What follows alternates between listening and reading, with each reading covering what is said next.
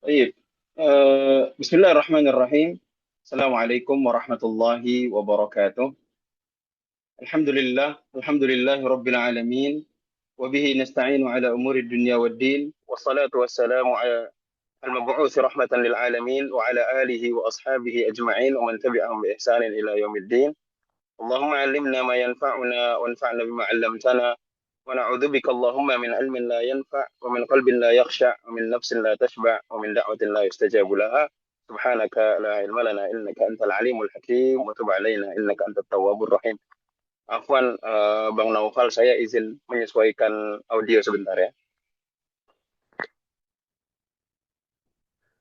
Baik, Ustaz. Cek, cek. Suara sudah jelas? Suara jelas atau tidak? Jelas, Ustaz. Sangat jelas sekali, jernih. Jelas sekali ya, Alhamdulillah. Baik. Teman-teman yang rahmati Allah Subhanahu wa taala, sebelumnya izin memperkenalkan diri sebagaimana yang kami cantumkan di bawah ya. Nama kami Muhammad Haris Lutfi, mahasiswa magister atau mahasiswa sejarah atau mahasiswa S2 di Qasim University, tepatnya di jurusan Sejarah dan Peradaban. Baik, teman-teman yang rahmati Allah Subhanahu wa taala. Secara umum, apa yang disampaikan oleh Ustadz Afif tadi sudah sangat cukup sekali, ya. Sudah sangat cukup sekali atau sudah mencakup banyak hal. Dan insya Allah pada kesempatan kali ini saya tidak akan menambah atau tidak akan banyak menambah, namun ingin menekankan saja yang berkaitan dengan kuliah pasca sarjana. Dan anak yakin ini tidak akan mencakup semua hal. Dan misalkan ada di antara teman-teman yang merasa, oh ada yang belum dijelaskan, silahkan sampaikan pertanyaannya di kolom chat ya. Barakallahu fikum ya. Penjelasan kali ini atau yang akan kami bicarakan adalah berkaitan dengan kuliah pasca sarjana yang ini mencakup pendidikan magister atau master atau S2 dan juga pendidikan S3 atau PhD atau doktoral di Indonesia ya. Seperti itu. Secara umum, melanjutkan pendidikan di Kerajaan Arab Saudi selalu menjadi pilihan bagi siapapun yang hendak mendalami ilmu agama, ya. Selalu menjadi pilihan. Dan umumnya kalau kita bicara kuliah di Arab Saudi, maka umumnya orang pahamnya oh belajar agama dan lain sebagainya. Dan ternyata eh, atau bahasa Arab ya, kalau tidak belajar ilmu agama, yaitu juga belajar belajar bahasa Arab. Namun ternyata banyak yang belum tahu ya, universitas-universitas yang ada di Kerajaan Arab Saudi itu terus bersaing di kancah internasional, ya, baik dalam sistem pendidikannya maupun penelitian-penelitiannya dan lain sebagainya, baik itu di dalam bidang sosial yang termasuk di dalamnya masalah agama atau dalam bidang saintek atau STEM ya, sains, teknologi atau misalkan ekonomi dan lain sebagainya itu universitas-universitas yang ada di Arab Saudi itu terus menaikkan level mereka, terus meningkatkan kualitas kualitas mereka. Kemudian di sini saya tekankan di antara daya tarik kuliah di Arab Saudi adalah beasiswa yang mencakup tuition fee atau biaya kuliah yang gratis, kemudian juga tentunya mendapatkan uang saku, lalu ada akomodasi yaitu kita mendapatkan asrama, bahkan di beberapa kampus, contohnya di Universitas Islam Madinah, kampus juga memberikan akomodasi untuk mahasiswa yang datang bersama dengan keluarganya, meskipun terbatas ya, meskipun jumlahnya terbatas. Kemudian juga ada tiket pesawat yang diberikan setiap awal dan juga setiap akhir tahun atau di setiap libur libur panjang setahun sekali, tiket pesawat pulang dan pergi. Kemudian juga ada asuransi kesehatan, ya meskipun untuk saat ini ada kebijakan yang terbaru, ada batasannya. Ala kulli hal, secara umum ini yang didapat dari beasiswa yang diberikan oleh Kerajaan Arab Saudi, termasuk juga fasilitas pendidikan yang modern. Dan di sini saya kasih contoh, ini adalah salah satu foto dari King Abdullah University of Science and Technology yang ada atau disingkat KAUS ya. Dan ini pendidikan hanya untuk S2 dan S3 serta postdoc seperti itu yang ada di kota Jeddah. Dan ini bisa dikatakan sebagai universitas yang termasuk universitas terdepan di Arab Saudi yang mengajarkan atau yang di dalamnya orang melakukan riset dan juga pendidikan terkait teknologi dan juga sains. Kemudian berkaitan dengan pasca sarjana ya, di sini ada sekurang-kurangnya ini di antaranya, ini yang dapat atau yang informasi yang masuk di saya dan juga kampus-kampus lain juga masih ada, yaitu beberapa universitas dengan mahasiswa pasca sarjana Indonesia terbanyak. Ini saya tidak sebutkan secara berurutan ya, tapi ini kampus-kampus yang memang mahasiswa pasca sarjana asal Indonesia itu banyak sekali. Di antaranya adalah KFUPM.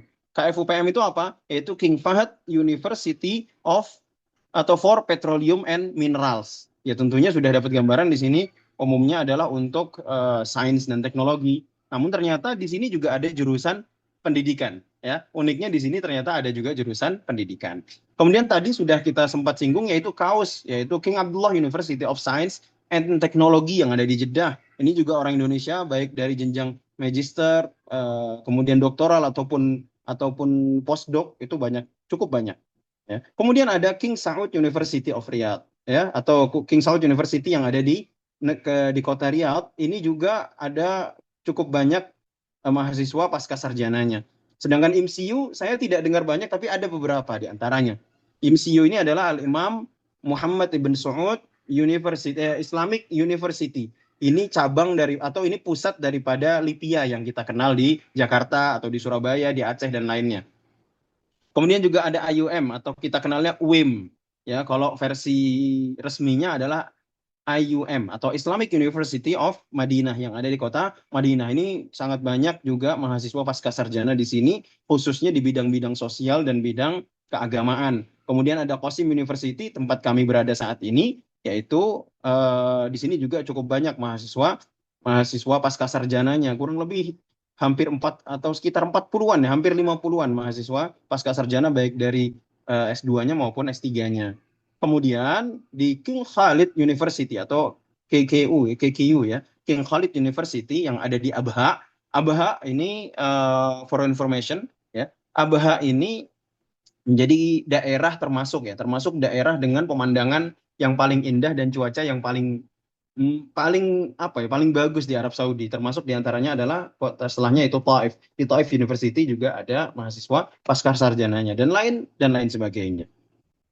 Kemudian apa sih benefitnya ketika kita itu melanjutkan studi pasca sarjana di Arab Saudi? Yang pertama adalah penelitian yang bertaraf internasional, yang tentunya ini didukung dengan fasilitas yang mumpuni dengan standar internasional juga. Ya. Dan subhanallah, saya akan ambil contoh. Qasim University itu nanti akan kita jelaskan contohnya ya. Qasim University itu memiliki beberapa jurusan yang menjadi unggulan di kampus kami. Antaranya adalah jurusan ekonomi atau jurusan manajemen bisnis, kemudian ada jurusan kedokteran, jurusan kesehatan, ya. Di samping itu jurusan syariahnya juga. Itu menjadi jurusan-jurusan yang unggulan. Bahkan untuk kampus manajemen bisnisnya yang ada di Qasim University ini menjadi top terbaik atau menjadi yang terbaik di Arab Saudi. Ada peringkatnya seperti itu. Dan tidak hanya itu, tapi laboratoriumnya, penelitiannya semuanya memang diberikan yang terbaik seperti itu. Kemudian dukungan biaya riset secara penuh, dan ini menjadi salah satu alasan kenapa orang itu memilih atau kenapa kita memilih Arab Saudi. Arab Saudi, sebagaimana tadi Ustadz Afif sudah sebutkan ya, itu berinvestasi secara besar-besaran untuk mewujudkan Vision 2030 dan juga seterusnya ya. Itu menginvestasi secara besar-besaran di dalam pendidikan. Di antaranya adalah dengan memberikan dana riset yang cukup besar. Tadi Ustadz Afif sempat singgung kalau untuk jurusan STEM atau jurusan Saintek ya, sains dan teknologi, itu memang betul diberikan dana riset yang sebesar-besarnya. Ya, dana riset yang sebesar-besarnya. Bahkan kalau tidak salah, jadi di Qasim ini ada seorang, ini kita bukan bicara mahasiswa ya, tapi bicara seorang dosen. Ada dosen kedokteran asal Indonesia, yaitu Dr. Hakim, ya Dr. Saifuddin Hakim, hafizahullah ta'ala. Beliau alumni UGM dan dulunya adalah dokter di UGM juga, dan juga dosen di UGM. Kemudian beliau meneruskan karirnya di Qasim University. Beliau cerita, beliau itu mendapatkan dana riset yang cukup besar. Ini skala dosen ya, nanti kalau skala mahasiswa lain lagi. Mendapatkan dana riset yang cukup besar yang itu harus dihabiskan setiap tahun. Dan risetnya bukan riset banyak, hanya satu saja dalam setahun, namun risetnya harus berdampak dan seterusnya, dan dananya cukup besar. Dan untuk mahasiswa atau untuk kalangan mahasiswa, kami sendiri pernah bertanya kepada kantor yang mengurus masalah ini, masalah riset ini, ya. untuk STEM, kesehatan, bidang ekonomi dan seterusnya memang memiliki perhatian yang cukup besar sehingga dana riset yang dijanjikan itu minimal itu sekitar 7.000 sampai 8.000 real, sekitar 35 juta rupiah itu paling kecil, dan bisa sampai lebih besar lagi sampai 100 juta sampai dan seterusnya itu untuk bidang STEM. Tapi kalau untuk bidang sosial, bidang keagamaan ini bukan tidak perhatian karena mungkin karena kebutuhan terhadap laboratorium tidak sebesar yang di Saintek atau STEM tadi, sehingga dananya mungkin lebih kecil, sekitar mulai 3.000, 5.000, 7.000 dan seterusnya sampai 8.000 kalau tidak salah. Cuma memang tidak mudah untuk mendapatkannya dan tidak setiap waktu dibuka, ada waktu-waktu pendaftarannya, kemudian ketika kita mengajukan pun belum tentu diterima. Seperti itu. Memang karena sangat selektif sekali untuk mendapatkan dana riset tadi. Kemudian juga adalah tenaga pendidik yang profesional. Nanti akan saya berikan di antara contohnya ya. Dan contohnya di kampus kami, saya sendiri yang saat ini sedang menempuh studi S2 di jurusan sejarah dan peradaban contohnya, itu afwan, memiliki dosen diantaranya ada yang alumni Jerman, ada yang alumni Amerika, orang Suriah, orang Mesir, ada orang Sudan juga ada, yang itu ada yang alumni Arab Saudi juga ada yang alumni Amerika, alumni Jerman, alumni mana dan itu sehingga untuk mendatangkan tenaga-tenaga pengajar profesional atau tenaga pendidik yang profesional semacam mereka, tentunya investasi yang diberikan oleh kampus maupun kerajaan Arab Saudi itu tidak kecil, ya, tidak kecil seperti itu. Kemudian teman-teman sekalian, ini saya tidak banyak ya, materi saya tidak banyak karena nanti saya akan banyak fokuskan di tanya jawab. Jadi kalau misalkan teman-teman mau ada pertanyaan berkaitan dengan hal ini, silahkan baik ditanyakan kepada Ustadz Afif ataupun kepada kami. Ya, di sini ada frequently asked question atau FAQ yang kita kenal dengan FAQ ya, atau pertanyaan yang paling banyak ditanyakan berkaitan dengan hal ini. Yang pertama adalah apakah alumnus universitas lokal di Indonesia punya peluang untuk lanjut S2 atau S3 di Arab Saudi? Jawabannya semua punya peluang. Ya, karena banyak mahasiswa S2, S3 yang merupakan alumni universitas ataupun institut ataupun sekolah tinggi di Indonesia dalam bidang apapun. Saya akan ambil contoh. Teman satu asrama saya, teman sekamar saya, itu adalah alumni dari UII. Di mana UII? UII Jogja. Ya, jurusannya apa? Jurusannya arsitektur. Ada juga teman kami alumni Universitas Malang. Ya, saya lupa apakah Universitas Muhammadiyah Malang atau Universitas Malang ya, saya lupa. Sepertinya Universitas Muhammadiyah Malang, dia mengambil jurusan teknik elektro. Kemudian ada juga teman kami yang alumni Universitas Makassar ya, atau Universitas Hasanuddin Makassar. Itu beliau ambil jurusan sains atau ambil jurusan kimia, dan masih banyak yang lainnya. Ada juga teman alumni Lipia, ada misalkan alumni sekolah-sekolah tinggi di Indonesia, itu banyak sekali ya, banyak, baik itu di Qasim University ataupun misalkan di King Abdulaziz University atau misalkan di MCU ya, dan lain sebagainya, itu banyak sekali. Kalau di UIM memang untuk tembus alumni yang S1-nya di Indonesia itu masih sulit, tapi di kampus-kampus lain peluangnya masih cukup besar. Kemudian yang kedua, bagaimana sistem pembelajaran untuk program magister atau di S2 di Arab Saudi? Kalau S3 secara umum kurang lebih sama lah. Kurang lebih sama. Lebih banyak penelitiannya. Itu untuk yang S3. Dan insya Allah siapapun, misalkan Ustadz atau bapak-bapak yang hadir di sini yang sudah menempuh pendidikan S3 sangat paham bagaimana pendidikan S3. Sedangkan untuk S2 secara umum di sini ada dua sistem atau ada dua macam. Yang pertama itu ada manhajiyah itu jadi kita belajar yang berkaitan dengan materi-materi yang berkaitan dengan jurusan yang kita pilih atau yang kita ada di dalamnya. Kemudian yang manhajiyah belajar plus tesis, jadi pendidikannya selama 4 tahun ya. Jadi 2 tahun atau satu tahun atau 2 tahun atau baik itu 2 semester atau 3 semester atau 4 semester manhajiyah belajar, baru kemudian 2 tahun sisanya itu untuk menulis tesis. Kemudian contohnya saya masuk ke yang kedua, yaitu manhajiyah plus Masyru' Bahat. Jadi kami belajar 2 tahun atau 4 semester, kemudian di semester akhir kita ada proyek penelitian. Yaitu jadi lebih singkat. Jadi kami pendidikan S2 hanya 2 tahun saja. Kemudian, apakah uang sakunya sama antara mahasiswa S2 atau antara mahasiswa sarjana dengan pasca sarjana, baik itu S2 atau S3 ya, kurang sedikit. Ya tentunya beda universitas, beda pula kebijakannya. Secara umum berbeda. Namun tidak signifikan. Meskipun beberapa universitas memberikan uang saku yang lebih banyak dibandingkan yang lainnya. Contoh KFUPM. KFUPM itu memiliki rate KFUPM dan KAUS ya, itu memiliki rate mukafaah atau rate uang saku yang jauh lebih tinggi, ya, jauh lebih tinggi, bahkan berkali-kali lipat daripada lebih dari 2 kali lipat, 3 kali lipat lebih daripada mahasiswa UIM atau mahasiswa Qasim University dan lain sebagainya. Ya, kemudian perbedaan jurusan juga berpengaruh. Contohnya, secara umum uang saku untuk S1 di bidang sosial dan kemanusiaan, misalnya termasuk di antara jurusan agama, itu sekian. Kemudian untuk yang sains dan teknologi itu lebih tinggi sekian persen. Ya, tentunya ini bukan diskriminasi, namun ini adalah skala prioritas ya. Ini skala prioritas dan tentunya beda. Ini tentunya tergantung dengan skala prioritas dari atau prioritas masing-masing kampus. Ya, contoh lagi misalkan ya ini di sini disebutkan misalkan antara jurusan sosial humaniora termasuk di dalamnya agama dan pendidikan dengan jurusan STEM itu ada perbedaan di dalam uang sakunya. Baik, kemudian kita lanjut sedikit karena ini ada permintaan dari pihak teman-teman di Sapa Muslim ya. Kita karena kebetulan kami pribadi ada di Qasim University, mungkin saya akan berbicara tentang sedikit tentang Qasim University. Kalau tadi Ustadz Afif sudah banyak bercerita tentang Najran University yang memang notabene beliau adalah mahasiswa yang sedang menempuh pendidikan di sana. Maka saya akan berbicara tentang Qasim University. Namun sebelumnya saya perlu infokan juga bahwasanya kami pribadi memang saat ini menempuh pendidikan S1, S2 di Qasim University, namun pendidikan S1 kami adalah di Universitas Islam Madinah. Jadi nyebrang.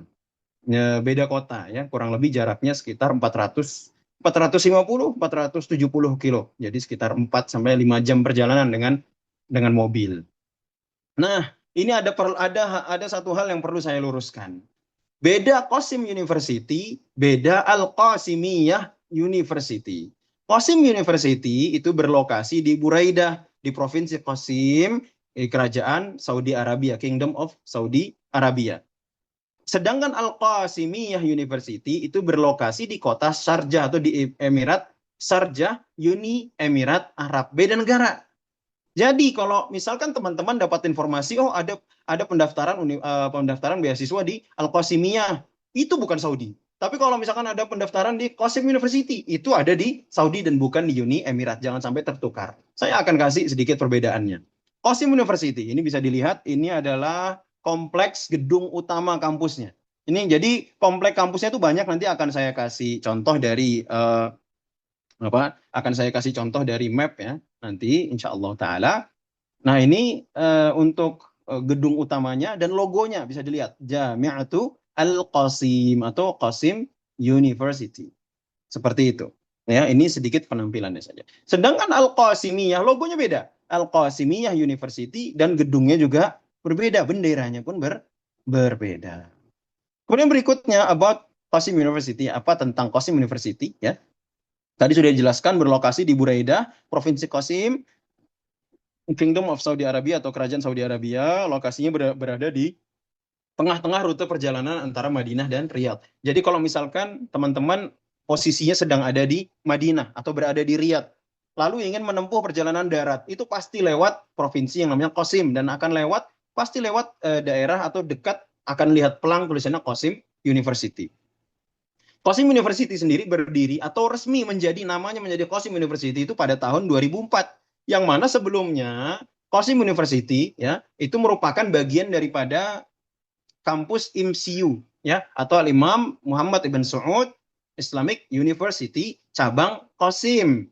Ya, jadi dulunya adalah kampus yang berbeda. Namun karena sudah bisa independen, sudah bisa mandiri, akhirnya dijadikan satu kampus. Sehingga yang teman-teman perlu tahu, Qasim University ini kampusnya kesebar-sebar. Semuanya di Qasim. Tapi ada yang pusat ada di sini ya. Lebih tepatnya bukan di Buraidahnya. Lebih tepatnya ada di semacam kecamatan namanya Al-Mulaida. Itu agak jauh dari kota Buraidah. Sekitar perjalanan 20 sampai 30 menit perjalanan. Ya, di kota atau di daerah namanya Al-Mulaida. Kemudian ada yang di kota Buraidah itu kampus khusus perempuannya misalkan. Ada di kota namanya Unaizah itu masih di Provinsi Qasim juga. Sekitar 30 menit dari Buraidah ya. Itu di Unaizah itu ada kampus kedokteran tempat dokter hakim bertugas di sana misalkan. Seperti itu ya. Jadi Qasim University ini cukup tersebar tapi tetap ada satu lokasi yang berkumpul di dalamnya asrama, gedung dan seterusnya. Ini marketnya ya. Ini market daripada gedung utamanya tadi. Kemudian luas kampus kurang lebih sekitar 7,8 sampai 8 km persegi. Jumlah mahasiswa belum saya cantumkan di sini. Jumlah mahasiswanya itu, ini bukan yang nginap ya, tapi secara umum jumlah mahasiswa yang belajar di Qasim University itu kisaran 65 sampai 70 ribu mahasiswa. Ya, 65 sampai 70 ribu mahasiswa itu jauh lebih banyak daripada mahasiswa UIM ya, karena kompleknya juga jauh lebih besar. Kemudian President of Qasim University atau bahasa kita apa ya, rektornya itu adalah Profesor Dr. Muhammad bin Fahad Asy-Syarikh. Ya, ini bukan As-Syarikh bacanya tapi Asy-Syarikh. Beliau itu karirnya beliau itu adalah profesor ya, profesor di bidang teknik elektro. Ya, beliau adalah di bidang teknik elektro, alumni Saudi kemudian kuliah di Amerika. Kemudian di antara sosok pendiri khususnya Fakultas Syariah adalah Syekh Muhammad bin Saleh Al-Utsaimin rahimahullahu taala yang beliau datangnya dari Unaiza ya, kemudian merintis Fakultas Syariah yang ada di IMSU kala itu yang sekarang menjadi Qasim University.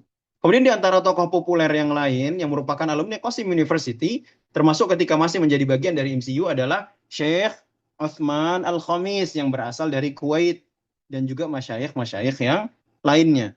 Kemudian untuk peringkat dunia versi QS tahun 2026 adalah peringkat ke 801 sampai 850 antara inilah naik turun. Kemudian untuk peringkat nasional di Arab Saudi tahun 2026 ya. Tahun lalu 2025 Qasim University masuk ke 10 besar, tapi tahun ini masuk ke 13 besar. Bukan agak turun tapi banyak kampus lain. Jadi setiap kampus di Arab Saudi pun satu sama lain saling bersaing. Nah, ini kurang lebih gambaran, nanti saya akan berikan atau akan tampilkan yang versi lebih komplitnya ya. Ini Universitas Qasim atau Qasim ya, Jamiatul Qasim atau Qasim University, dan ini saya akan tampilkan sedikit. Barangkali bisa kelihatan ini mapnya ya. Nah, ini gedung pembelajaran utamanya. Di mana Fakultas Syariah? Ini Fakultas Syariah, sedangkan saya pribadi belajarnya di College of Language of Humanity, College of Language and Humanities atau Kuliyatul Lughat wal Ulum al Insaniyah, karena berhubungan di jurusan sejarah. Nah, ini di sini ada namanya bahu, atau ini bahasanya bahu itu apa ya? Atau bisa dikatakan lobi utamanya lah. Jadi dari semua kampus ini kumpulnya di sini, bahkan dari kampus-kampus yang lainnya juga seperti itu. Di sini ada Fakultas Sains, kemudian di sini ada Fakultas Bisnis, ada di sini Fakultas Kesehatan dan lain sebagainya. Nah, asramanya di mana asramanya? Ini asramanya ada di sini. Asramanya nggak banyak, makanya itu mahasiswa yang tinggal di dalam kampus juga jumlahnya terbatas ya. Ini satu gedung hanya 3 lantai ya. Di sini seperti ini. Sini asrama semua, di sini asrama. Yang ada di sini, ini adalah gedung untuk mahasiswa asing. Sedangkan yang di sini adalah gedung untuk mahasiswa asal Saudi. Dan ini campur. Ini ada mahasiswa Saudi, ada mahasiswa asing. Sini mahasiswa asing semuanya. Kemudian di sini mahasiswa Saudi saja. Terus ini apa? Ini adalah ini nih, bulk plant Saudi Aramco. Jadi tempat penampukan minyak sebelum didistribusikan punya Aramco itu di sini tempatnya. Ya, makanya kemarin ya naudzubillah min dzalik ketika terjadi kerusuhan ya dengan negara tetangga, kita agak harap-harap cemas juga seperti itu, atau agak khawatir juga ya. Dan ini penampakan utuhnya ya. Di sini ini gedung olahraga, semuanya gedung olahraga, lapangan basket, kolam renang, gym, semua di sini. Ini lapangan basket, lapangan tenis, lapangan polo air dan lain sebagainya, semua ada di sini. Lapangan sepak bola, ya ini basket. Kemudian di sini ini apa? Ini komplek perumahan dosen. Ada berapa komplek? 1, 2, 3. Ya itu semuanya komplek perumahan dosen. Ini salah satu komplek kampus untuk perempuan di Qasim University. Ini juga kampus perempuan di Qasim University. Kemudian, nah ini driving school untuk apa? Untuk belajar nyetir ya di sini.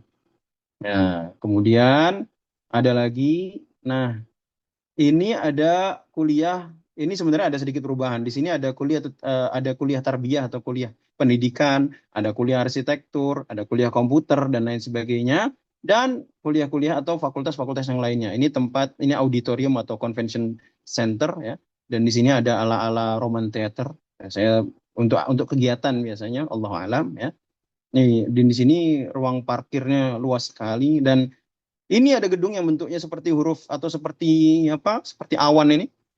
Disinilah seleksi mahasiswa baru atau calon mahasiswa baru dilakukan. Gedung kita nyebutnya gedung A7. Nah, di sini kalau kita mau nanya-nanya tentang perkembangan mahasiswa baru di sini, perkembangan kebijakan apapun datangnya ke gedung ini. Nah, ini ada gedung-gedung kuliah lainnya nih ya. Ada ini gedung kedokteran ya. Ini gedung atau farmasi bagian farmasi itu apa? Apoteker dan lain sebagainya. Dan ini adalah rumah sakit ya. Ini rumah sakit Qasim University. Ini rumah sakit. Dan kalau kita penampakan dari atas ya cukup besar ya. Cukup besar. Ini totalnya kurang lebih 7,5 sampai 8 kilometer persegi. Sebesar itu kampusnya. Kemudian Wan, nah, kalau bisa kita lihat, apa sih kelebihan daripada Kosim ini, kota atau provinsi Kosim? Kosim itu adalah kota atau provinsi yang fokusnya pada pertanian. Ini saya akan kasih gambaran sedikit, teman-teman. Ini apa? Jejak alien? Bukan. Ya, ini bukan jejak alien. Ini semuanya adalah pertanian. Jadi kalau teman-teman naik pesawat di Arab Saudi, kemudian lihat ada bundaran-bundaran semacam ini, itu berarti salah satunya adalah melewati provinsi Qasim dan ini semuanya adalah kebun. Jadi bundar bulat-bulat semuanya ini adalah perkebunan. Lalu di mana saya sekarang? Oh, ini kebetulan ya. Kampus kita, Qasim University, itu cuma paling jalan sekitar 15 menit, nggak sampai 15 menit ya, 10 menit ke bandara. Ini bandara. Dan ini bukan bandara yang besar sekali. Bahkan kalau teman-teman ada yang berasal dari kota kota Solo ya, bandara Solo lebih besar daripada bandara Kosim. Padahal ini internasional juga. Ya masuk langsung keluar seperti itu. Kecil sekali dan hanya ada satu runway taxiway atau runway ya. Seperti itu. Jadi Kosim ini terkenal dengan kota pertanian. Lalu di mana saya sekarang? Saya sekarang ada di sini, di kota Bureidah. Kebetulan saya sedang alhamdulillah sudah bersama keluarga kami di sini. Saya tinggal di salah satu syukoh di sini tepatnya. Saya tinggal di salah satu apartemen di sini yang jauhnya dari sini sampai ke Qasim University naik mobil ya. Dari sini lewat terus ke bawah terus kurang lebih berapa kilometer? 35 kilometer kurang lebih. Ya atau kalau naik mobil ya sekitar 20 paling cepat 25 menit itu ngebut sekali. Biasanya 25 sampai 30 menit. Nah, kalau apa namanya teman-teman mau sedikit lihat apa namanya ingin sedikit melihat, oh iya ini websitenya. Kalau pengen lihat-lihat ini bukan untuk daftar ya, ini bukan untuk daftar tapi ini untuk apa namanya melihat bagaimana Qasim University ya. Ini rektor kita saat ini Profesor Muhammad bin Fahd Asy-Syarih dan ini adalah wakil-wakil rektornya. Kalau pengen lihat rankingnya Qasim University saat ini, kita bisa lihat top tertinggi kampus atau universitas di Arab Saudi saat ini adalah KFUPM yang ada di Dahran atau di Dammam ya, Saudi Arabia. Ada King Saud University nomor 2, nomor 3 adalah King Abdulaziz University yang ada di Jeddah, nomor 4 adalah Prince Muhammad bin Fahad University. Ini terhitung baru kampusnya ya. Kemudian ada Al-Imam Muhammad Abdurrahman bin Faisal University atau IAU yang ada di Dammam juga. Kemudian yang berikutnya ada yang ketujuh ada King Khalid University yang ada di Abha. Kemudian ada Prince Sultan University ini kalau tidak salah kampus apa namanya private. Jadi apa bukan private, apa namanya swasta kalau tidak salah. Kemudian ada juga Ummul Qura itu peringkat ke-8 atau ya seperti itu. Kemudian ada King Faisal University, kemudian ada Prince Sattam bin Abdul Aziz University ada di Al-Kharaj, ada di Riyadh. Nah, Prince Sattam ini awalnya ada jurusan syariah, sekarang dia hanya fokus ke STEM saja bahkan untuk S1-nya. Kemudian ada Princess Naura binti Abdurrahman University. Kalau yang akhwat pasti sangat familiar dengan nama kampus ini. Kemudian ada Al Faisal University. Baru kemudian nomor 13 ada Qasim University. Tahun lalu masih di nomor 9 atau nomor 8. Sekarang turun. Bukan turun, tapi yang lainnya naik. UIM mana UIM? Nah, UIM ini tadi ini 13 ya. Dihitung sama-sama nih. UIM tadi Qasim University nomor 13. 14 ada Ifat University. Kemudian ada MCU ya nomor 15. Nomor 16 ada Al Jauf. Kemudian nomor 17 ada Taif University, nomor 18 ada Ha'il University, habis itu ada Northern Border University, habis itu ada Tabuk University, baru Islamic University dan Wahid Tayyibah. Dan ini berubah-ubah ya. Ini berubah-ubah dan ini bukan bukan apa acuan kualitas bukan juga, tapi kan ada kategori-kategori yang memang menentukan nilai-nilai daripada kampus kampus tersebut. Kemudian saya akan coba berikan sedikit ini ya, berikan sedikit dokumentasi saja. Semoga kelihatan. ini barangkali bisa dilihat ya. Barangkali bisa dilihat. Ini gedung asrama. Gedung asrama tampilan dari luarnya begini. Satu, lantai dasar, lantai dua, lantai tiga. Di atasnya ada rooftop. Kemudian, ya, Afwan, ini gedung asrama tempat kami tinggal ya, G12. Nah, ini waktu salah satu dokumentasi ketika kami bermain basket ya. Ini di sampingnya sudah ada gedung untuk olahraga. Kemudian, nah ini sedikit penampilan ini adalah foto di dalam gedung dekanat untuk untuk Fakultas Bahasa dan Humaniora. Ada tempat main biliarnya, ada catur. Ini buku untuk hiburan saja ya, untuk game atau untuk permainan. Ini lingkungan di sekitar asrama. Kemudian di sini ini juga masih lingkungan sekitar asrama.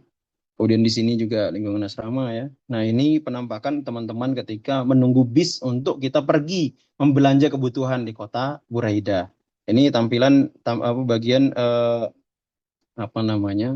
stadionnya ya. Meskipun tidak semegah stadion yang di Jakarta ya. Ini penampilan dari jauh untuk Fakultas Komputer dan juga Fakultas Arsitektur, Fakultas Pendidikan ada di sebelahnya.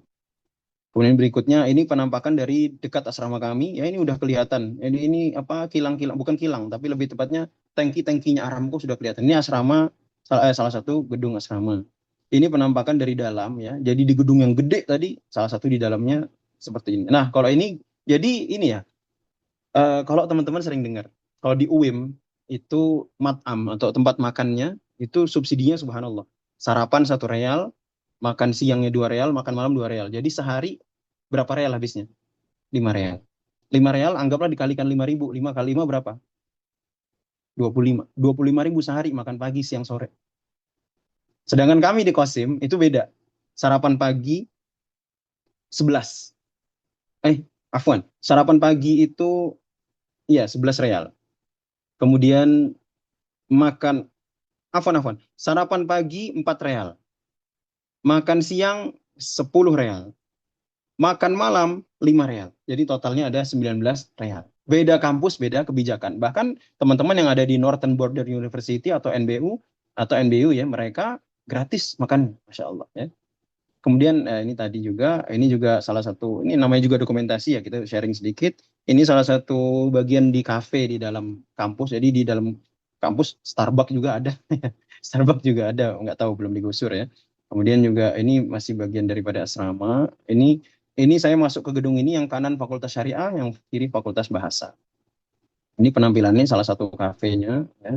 Ini namanya kita nyebutnya bahu atau lobi utama. Seperti itu. Kemudian ini tadi masih penampilan dari gedungnya. Ada Fakultas Syariah, ada Fakultas Engineering atau Handasa, ya. Ada Fakultas Sains, kemudian ada Fakultas Ulum Ilmiyah atau Tatbiqiyah, ya. Applied Medical Science, Tibbiyah, afwan. Kemudian ada ini apa ini? Farmasi dan Medical Science. Kemudian ada fakultas apa lagi? Sains. Ada fakultas ya masih sama tadi ya. Kemudian ada fakultas apa ini?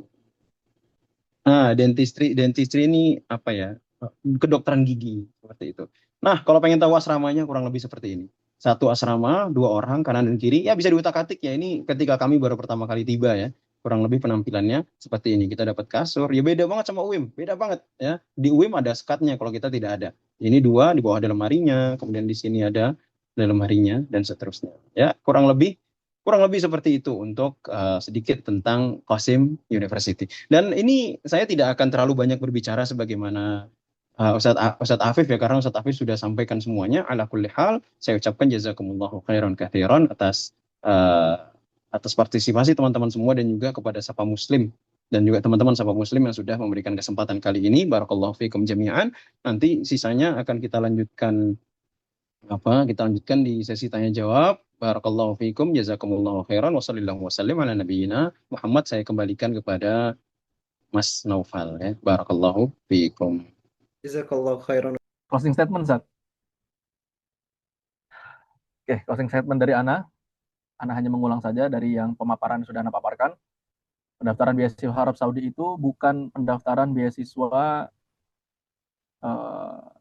sekali daftar langsung berangkat, sekali daftar langsung diterima, tapi terkadang butuh perjuangan berkali-kali. Kalau memang ada yang mengatakan Ana udah 3 kali, 2 kali ketolak, mungkin yang keempat antum nggak ketolak, mungkin yang kelima antum nggak ketolak, mungkin yang keenam antum baru keterima.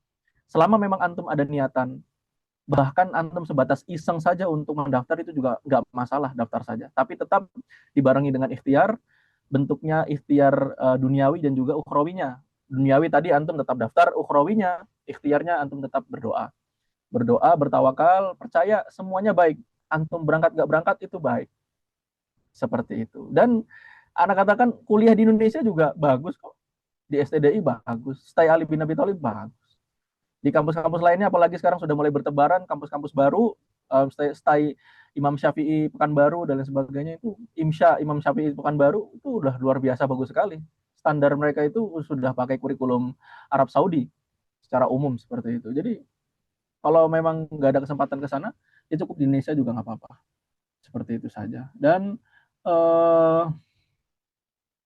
untuk teman-teman sekalian pendengar yang dirahmati Allah Subhanahu wa taala yang memang menginginkan apa ya bahasanya tuh, persiapan untuk anak-anaknya ya, untuk putra-putrinya yang masih sekolah, masih kelas 11, 10 ataupun 12, apa saja sih yang bisa dipersiapkan gitu ya. Ini secara umum anak katakan, anak sampaikan. Secara umum itu bisa disiapkan minimal paspor dulu deh. Minimal paspor dulu. Mengapa demikian? Karena paspor itu masa berlakunya 5 sampai 10 tahun. Ada yang 5 tahun, ada yang 10 tahun. Jadi bisa disiapkan paspor dulu, sisa berkasnya atau misal paspor dan surat ini sertifikat hafalan, sertifikat menghadiri majelis dan sebagainya, itu kapanpun bisa gitu, kapanpun bisa didapatkan, dan itu mulai dikumpulkan saja. Hafalan matan, hafalan Quran dan sebagainya itu mulai dikumpulkan saja. Nah, untuk sisa berkas lainnya, ijazah itu menyusul, tapi berkas inti kita nih yang bisa diusahakan sekarang itu sudah dapat. Seperti itu. Dan paspor itu sebetulnya itu adalah kunci untuk mendaftar dimanapun, bukan di Arab Saudi saja. Nanti daftar di Emirat bisa, di Qatar bisa, di negara-negara lainnya. Kunci utama daftar itu paspor. Kalau antum sekalian, ya pendengar yang dirahmati Allah Subhanahu wa taala, punya segudang ijazah, segudang dokumen pendukung, tapi nggak ada paspor, nggak bisa daftar. Nggak bisa daftar. Jadi tetap kunci utamanya di paspor. Kapanpun ada kesempatan bikinlah. Selagi memang bisa dari sekarang, karena antrinya bisa sampai 1 bulan. Mungkin itu saja. Afwan, tidak ada hal-hal yang memang terlalu spesifik atau terlalu penting lagi daripada yang sudah Anda paparkan. Anda hanya menguatkan saja. Barakallahu fikum untuk kesempatannya ya sahabat muslim. Mudah-mudahan di lain waktu kita bisa ketemu lagi, dan juga mungkin di grup itu kalau seandainya memang Ana kurang responsif ya, ini Ana minta maaf sekali, karena qadarullah memang grup-grup yang Ana masuki lumayan banyak sekali, dan juga yang ngejapri Ana pun juga sudah banyak sekali. Akhirnya mungkin Ana perlu waktu untuk menjawab, tidak bisa langsung menjawab seperti itu. Tapi ya Ana usahakan untuk yang di grup tetap bisa Ana jawab insya Allah. Barakallahu fiik. Masya Allah. Mungkin langsung ke Ustadz Haris Lutfi. Ustadz, Fadal.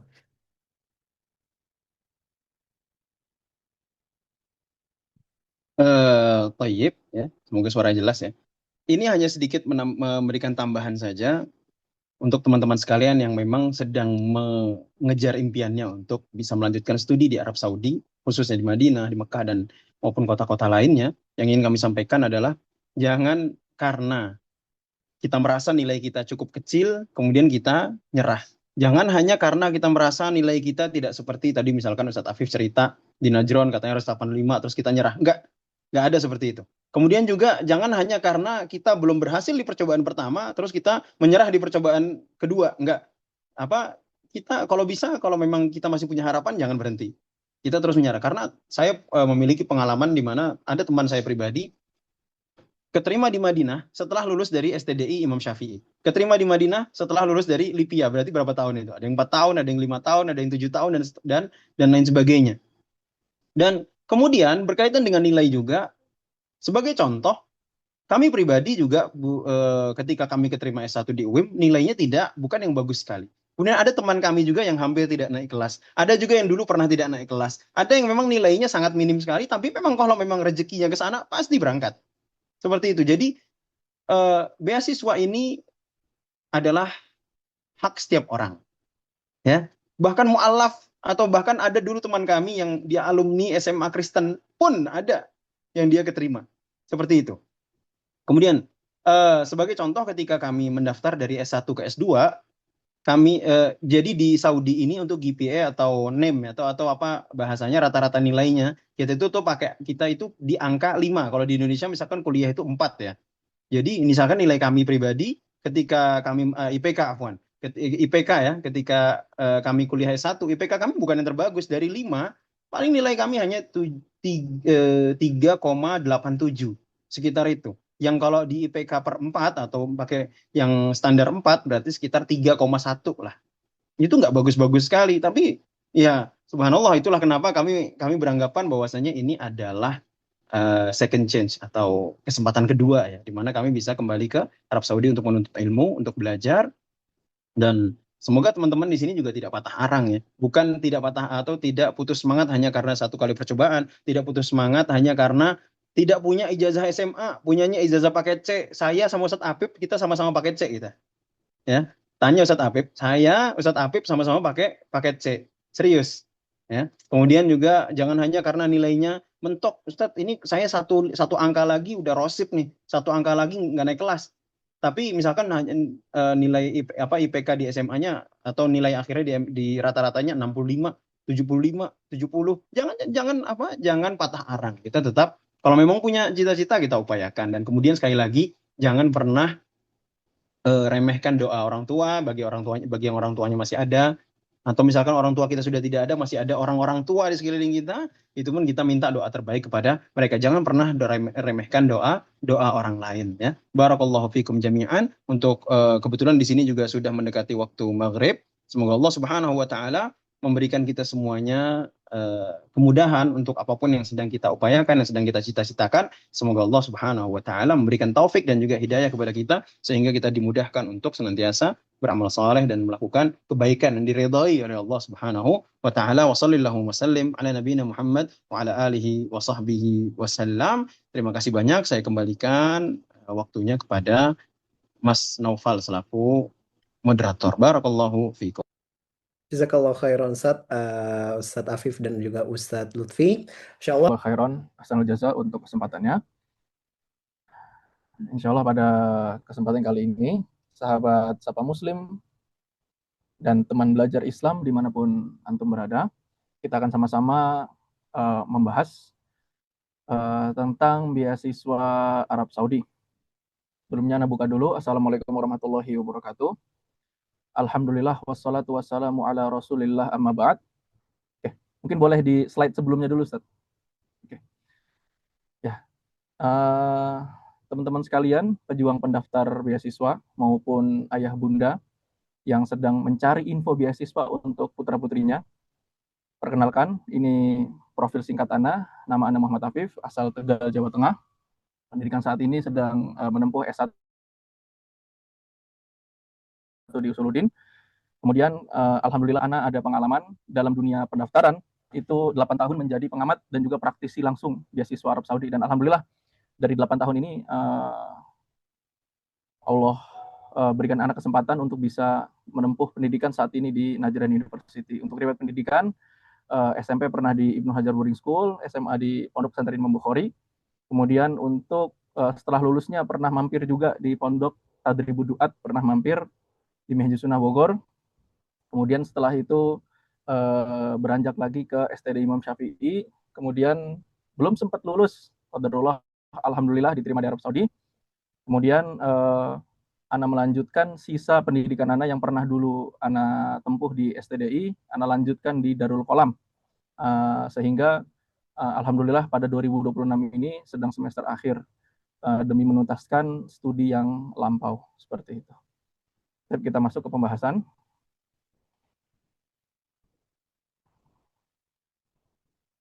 Ya, beasiswa Arab Saudi.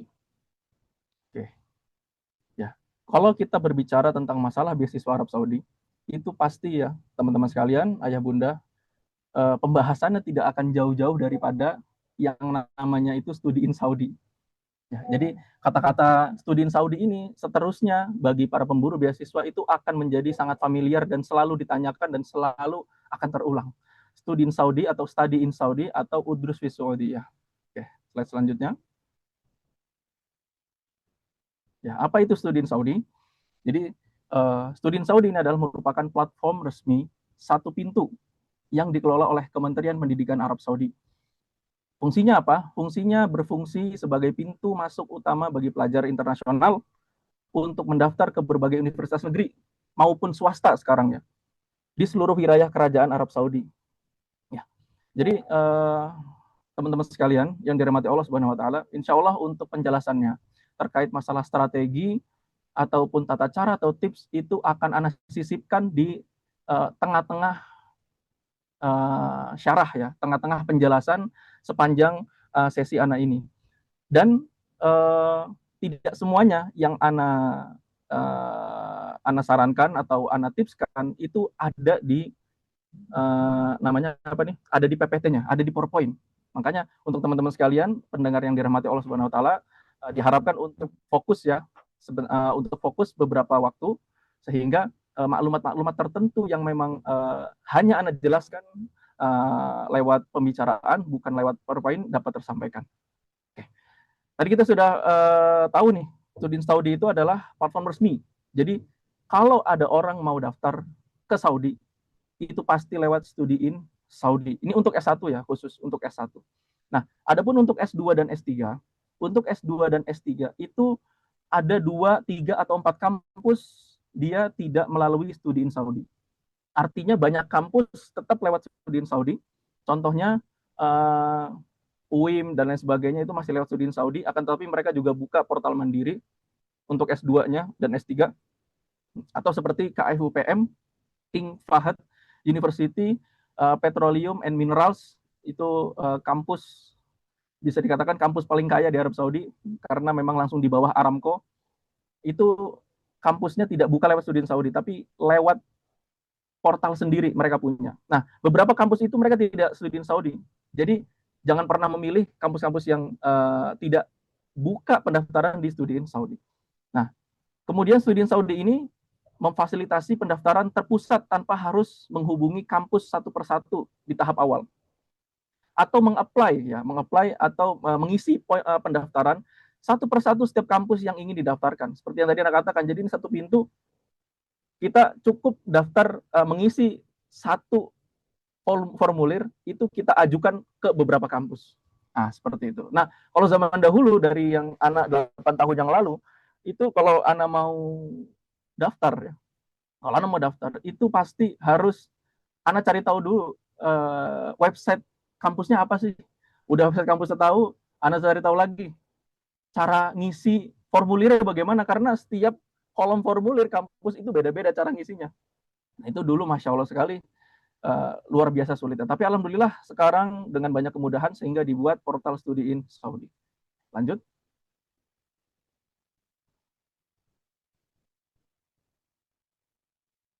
Ya, mengapa beasiswa Arab Saudi itu masih menjadi primadona? Ini pertanyaan yang terkadang ya teman-teman sekalian, pendengar yang dirahmati Allah Subhanahu wa taala. Orang-orang tuh kadang kebingungan sama kita-kita nih. Kita-kita pemburu beasiswa Arab Saudi, emang kenapa sih harus ke Arab Saudi?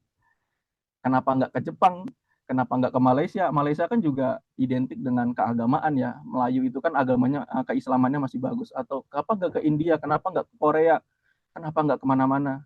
Ke negara tertentu, ke Eropa dan sebagainya. Kenapa kok di kalangan kita-kita ini ya, entah di kalangan pondok pesantren, sekolah Islam, atau bahkan bukan dari pondok pesantren, sekolah Islam, dari sekolah umum pun tetap punya visi, saya harus ke Arab Saudi. Nah, kita harus tahu kenapa alasannya. Oke, lanjut. Ya. Di antara alasan kenapa kok beasiswa Arab Saudi masih menjadi primadona, selalu dicari dan selalu ditunggu-tunggu kehadiran pembukaan pendaftarannya. Pasti heboh ya. Kalau Arab Saudi buka pendaftaran itu hebohnya luar biasa. Nggak seperti pendaftaran di negara-negara lain, misalkan beasiswa Australia, beasiswa Emirat, Mesir masih oke lah, masih ramai ya, masih heboh. Tapi Arab Saudi ini kayak lebih heboh lagi gitu. Benar-benar pergerakannya masif sekali. Kalau Arab Saudi sedang buka pendaftaran seperti ini, itu semua mata tertuju untuk Arab Saudi tiba-tiba. Nah, yang pertama alasannya adalah fasilitas full funded. Jadi yang namanya beasiswa Arab Saudi itu belum pernah ada yang namanya tidak full funded. Belum pernah. Walaupun pada tahun ini, teman-teman sekalian, pendengar yang dirahmati Allah Subhanahu wa taala, pada tahun ini itu mulai Arab Saudi itu membagi ada kampus yang namanya full beasiswa, ada yang beasiswa parsial. Akan tetapi teman-teman sekalian, pendengar yang dirahmati Allah Subhanahu wa taala, walaupun sudah mulai dibedakan, ada yang parsial, ada yang full. Akan tetapi jati dirinya tetap sama, yaitu mungkin 80 atau 90% sekalipun parsial itu tetap gratis. Artinya apa? Sekalipun dia parsial, ya, artinya sebagian di cover, sebagian tidak di cover, tapi secara keseluruhan 90% tetap di cover. Mencakup misalkan tiketnya tetap di cover, atau uang tunjangan bulanan tetap dapat, dan lain sebagainya. Paling nanti misalkan fasilitas kesehatan tidak dapat. Nah, jadi hanya poin-poin tertentu saja, poin-poin kecil saja yang sekarang itu sudah mulai dikurangi. Akan tetapi poin besarnya masih tetap sama, yaitu beasiswa hampir full atau bahkan masih full. Ya, full funded di sini menanggung seluruh biaya hidup dan pendidikan tanpa biaya tambahan. Memberikan penghargaan berupa tunjangan materi kepada mahasiswa berprestasi. Jadi beasiswa di sini, ya, pendengar yang dirahmati Allah Subhanahu wa taala, itu bukan hanya tentang hal-hal pokok saja, bahkan ketika kami berprestasi, contoh misalkan kami mendapatkan nilai A, ya, 90 ke atas selama 2 semester berturut-turut, maka itu nanti ada bonusan, teman-teman sekalian. Tiba-tiba di rekening kami itu ada uang masuk bonusan. Bonusan dari mana? Bonusan dari prestasi yang telah kami torehkan selama 2 semester berturut-turut di atas 90. Nah, ini salah satu contoh saja. Jadi full funded-nya itu benar-benar full sekali, bahkan melebihi seperti bayangan orang-orang itu di cover seperti apa sih, ini luar biasa. Oke. Kemudian yang masih alasan menjadi primadona beasiswa Arab Saudi adalah hanya seleksi berkas, teman-teman. Jadi pendengar yang dirahmati Allah Subhanahu wa taala, beasiswa Arab Saudi ini mudahnya luar biasa. Kalau teman-teman sekalian berusaha mencari beasiswa di Mesir contoh, itu ada tesnya, teman-teman. Ada tes tulisnya. Itu di Jakarta ada. Dulu Ana hampir ikut, atau misalkan di mana namanya bahasanya, di Australia atau di mana, atau di Malaysia, itu pasti ada tes. Tapi di Arab Saudi bisa-bisanya, ya, beasiswa yang sangat besar sekali seperti Arab Saudi ini itu hanya minta seleksi berkas saja. Kirim berkas, setelah itu nunggu. Tidak ada apa-apa. Kecuali di beberapa kampus seperti kampus Ana, Najjar University, atau di kampus lain-lainnya, misalkan di Northern Border University, di NBU, atau di Majmu'ah University, atau di KFUPM, di King Fahd University, Petroleum and Minerals, itu mereka ada interview. Tapi ya, teman-teman sekalian, interviewnya pun itu bukan interview seperti tiba-tiba kita dites ujian akhir, contoh misalkan seperti ujian sekolah gitu, enggak. Tapi interviewnya sebatas pengetahuan keislaman, pengetahuan kita tentang Arab Saudi, visi misi kita menjadi mahasiswa di Arab Saudi itu ngapain. Hanya sebatas itu saja. Jadi interview yang memang benar-benar bukan bentuknya tes, tapi hanya untuk bercerita. Jadi mudah sekali. Kemudian masih menjadi primadona dikarenakan untuk mahasiswa S1 tidak dituntut untuk lancar bahasa Arab. Coba bayangkan, ada orang nggak bisa ngomong bahasa Arab, hanya modal upload berkas, terjemah berkas, bikin paspor, daftar, tiba-tiba keterima, nggak bisa bahasa Arab nih, tetap berangkat. Itu hanya di Arab Saudi. Kampus lain nggak ada, negara lain nggak ada. Seperti itu. Ini yang Anda ketahui, ya, tidak ada. Karena Mesir itu mewajibkan harus bisa bahasa Arab. Karena ada tesnya, itu tes Nahwu Sorof. Sedangkan Arab Saudi, kita yang dapat benefit banyak ini nggak dituntut bisa bahasa Arab dulu, nggak. Yang penting udah keterima. Oh, kamu bisa bahasa Arab, berarti nanti langsung masuk jenjang S1. Oh, kamu nggak bisa bahasa Arab, berarti kamu masuk kelas bahasa dulu. Hanya sebatas seperti itu. Kemudian selanjutnya kualitas akademik. Ya. Jadi di sisi benefit secara materi, tapi kualitas akademiknya pun ini nggak bisa diremehkan Arab Saudi. Bahkan untuk kualitas pendidik di Indonesia pun menurut Ana masih kalah jauh, karena di Arab Saudi ini dosen pengajar yang berkompeten di bidangnya itu menjadi pengajar S1 yang bisa dikatakan hampir semuanya itu pasti lulusan S3. Mengajar S1 tapi semuanya doktor. Ini terjadi di anak-anak dari sejak awal di Najjar University ini selama 5 semester ini, itu belum pernah dapat dosen Ana kecuali dia pasti doktor atau bahkan profesor. Ada pernah satu dosen itu namanya dosen komputer. Ana jurusan Usuluddin tapi ada pelajaran komputer juga di sini. Ada satu kali pelajaran komputer, itu dosennya bukan lulusan doktoral tapi sedang apa bahasanya dia? Sedang menempuh pendidikan doktoral. Sedang menempuh pendidikan doktoral tapi S2-nya itu di Amerika. Ini kalau bahasa pasarannya bukan kaleng-kaleng. S2-nya aja S2 Amerika, ngajar komputer. Seperti itu. Ini kualitas pendidiknya. Sedangkan di Indonesia, itu untuk ngajar S1, kalau misalkan disediakan pengajarnya dokter itu, mungkin ya, pihak universitasnya itu juga nggak kuat untuk bayar dokter-dokternya itu. Karena pasti mahal bayaran dokternya. Dan sangat jarang ditemukan ngajar S1 itu, pengajarnya semuanya itu dokter, jarang. Paling S2 kebanyakan, dan lain sebagainya. Oke. Kemudian juga banyak universitas di Arab Saudi yang masuk ranking top dunia di bidang-bidang tertentu. Jadi bukan secara umum, misalkan ini ranking universitas peringkat 100 enggak, tapi misalkan kayak UPM itu peringkat 4 di Timur Tengah untuk perminyakan, peringkat 15 di dunia perminyakannya dan sebagainya, seperti itu. Kemudian masih jadi primadona juga. Selanjutnya destinasi religi.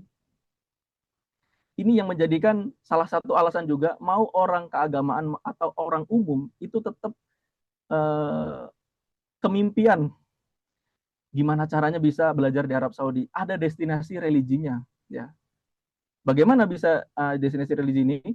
Yaitu kesempatan emas untuk sering mengunjungi 2 kota suci Mekah bagi mahasiswa Muslim, ya, terutama bagi mahasiswa Muslim. Karena kalau misalkan bukan yang non Muslim, otomatis nggak bakal bisa masuk Mekah. Nah, bertebaran majelis ilmu di berbagai penjuru Arab Saudi. Ini destinasi religi yang tidak bisa dibantahkan oleh siapapun.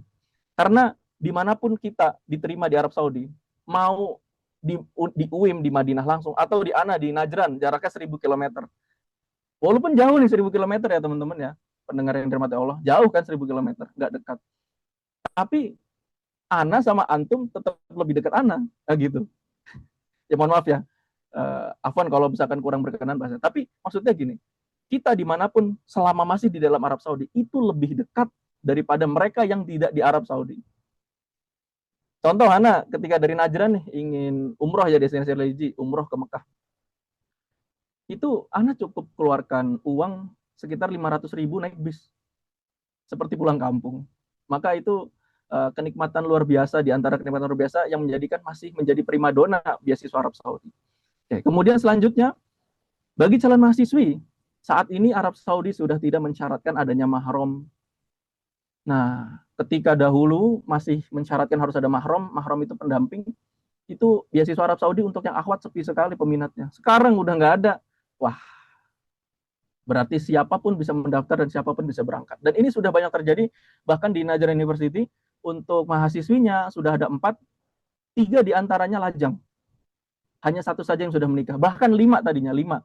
Jadi 5 yang sudah ada mahasiswi di sini, 3 lajang, 2 menikah. Yang 1 yang menikah ini yang 2, 1 berangkat, yang 1 nggak jadi berangkat. Karena qadarullah ketika sudah diterima dan ingin berangkat, tidak diizinkan oleh suaminya, seperti itu. Oke, selanjutnya. Oke, tetap eksis sampai hari ini. Ya, ini hanya ilustrasi saja. Hanya ilustrasi saja. Oke. Visi Saudi 2030. Ya, program beasiswa ini merupakan bagian dari upaya kerajaan Arab Saudi untuk meningkatkan internasionalisasi pendidikan dan pertukaran budaya. Kemudian modernisasi fasilitas, investasi besar-besaran dalam riset, laboratorium, dan perpustakaan digital. Bayangkan, presiden kita saja, Pak Prabowo, itu investasi besar-besaran di pendidikan. Nah, Arab Saudi juga nggak pengen ketinggalan. Arab Saudi juga sama, investasi besar-besaran dalam dunia pendidikan. Ya, bahkan ada salah satu akun Instagram itu bercerita, dia sedang di KFUPM. Dia bercerita gini, dia nanya, suatu hari dia pernah nanya ke bagian penerimaan. Ya, kurang lebih bahasanya gini, Pak Ustadz gitu kan, ini kira-kira kalau ada orang Indonesia yang pengen kuliah di Arab Saudi, itu bisa nggak sih lewat jalur mandiri?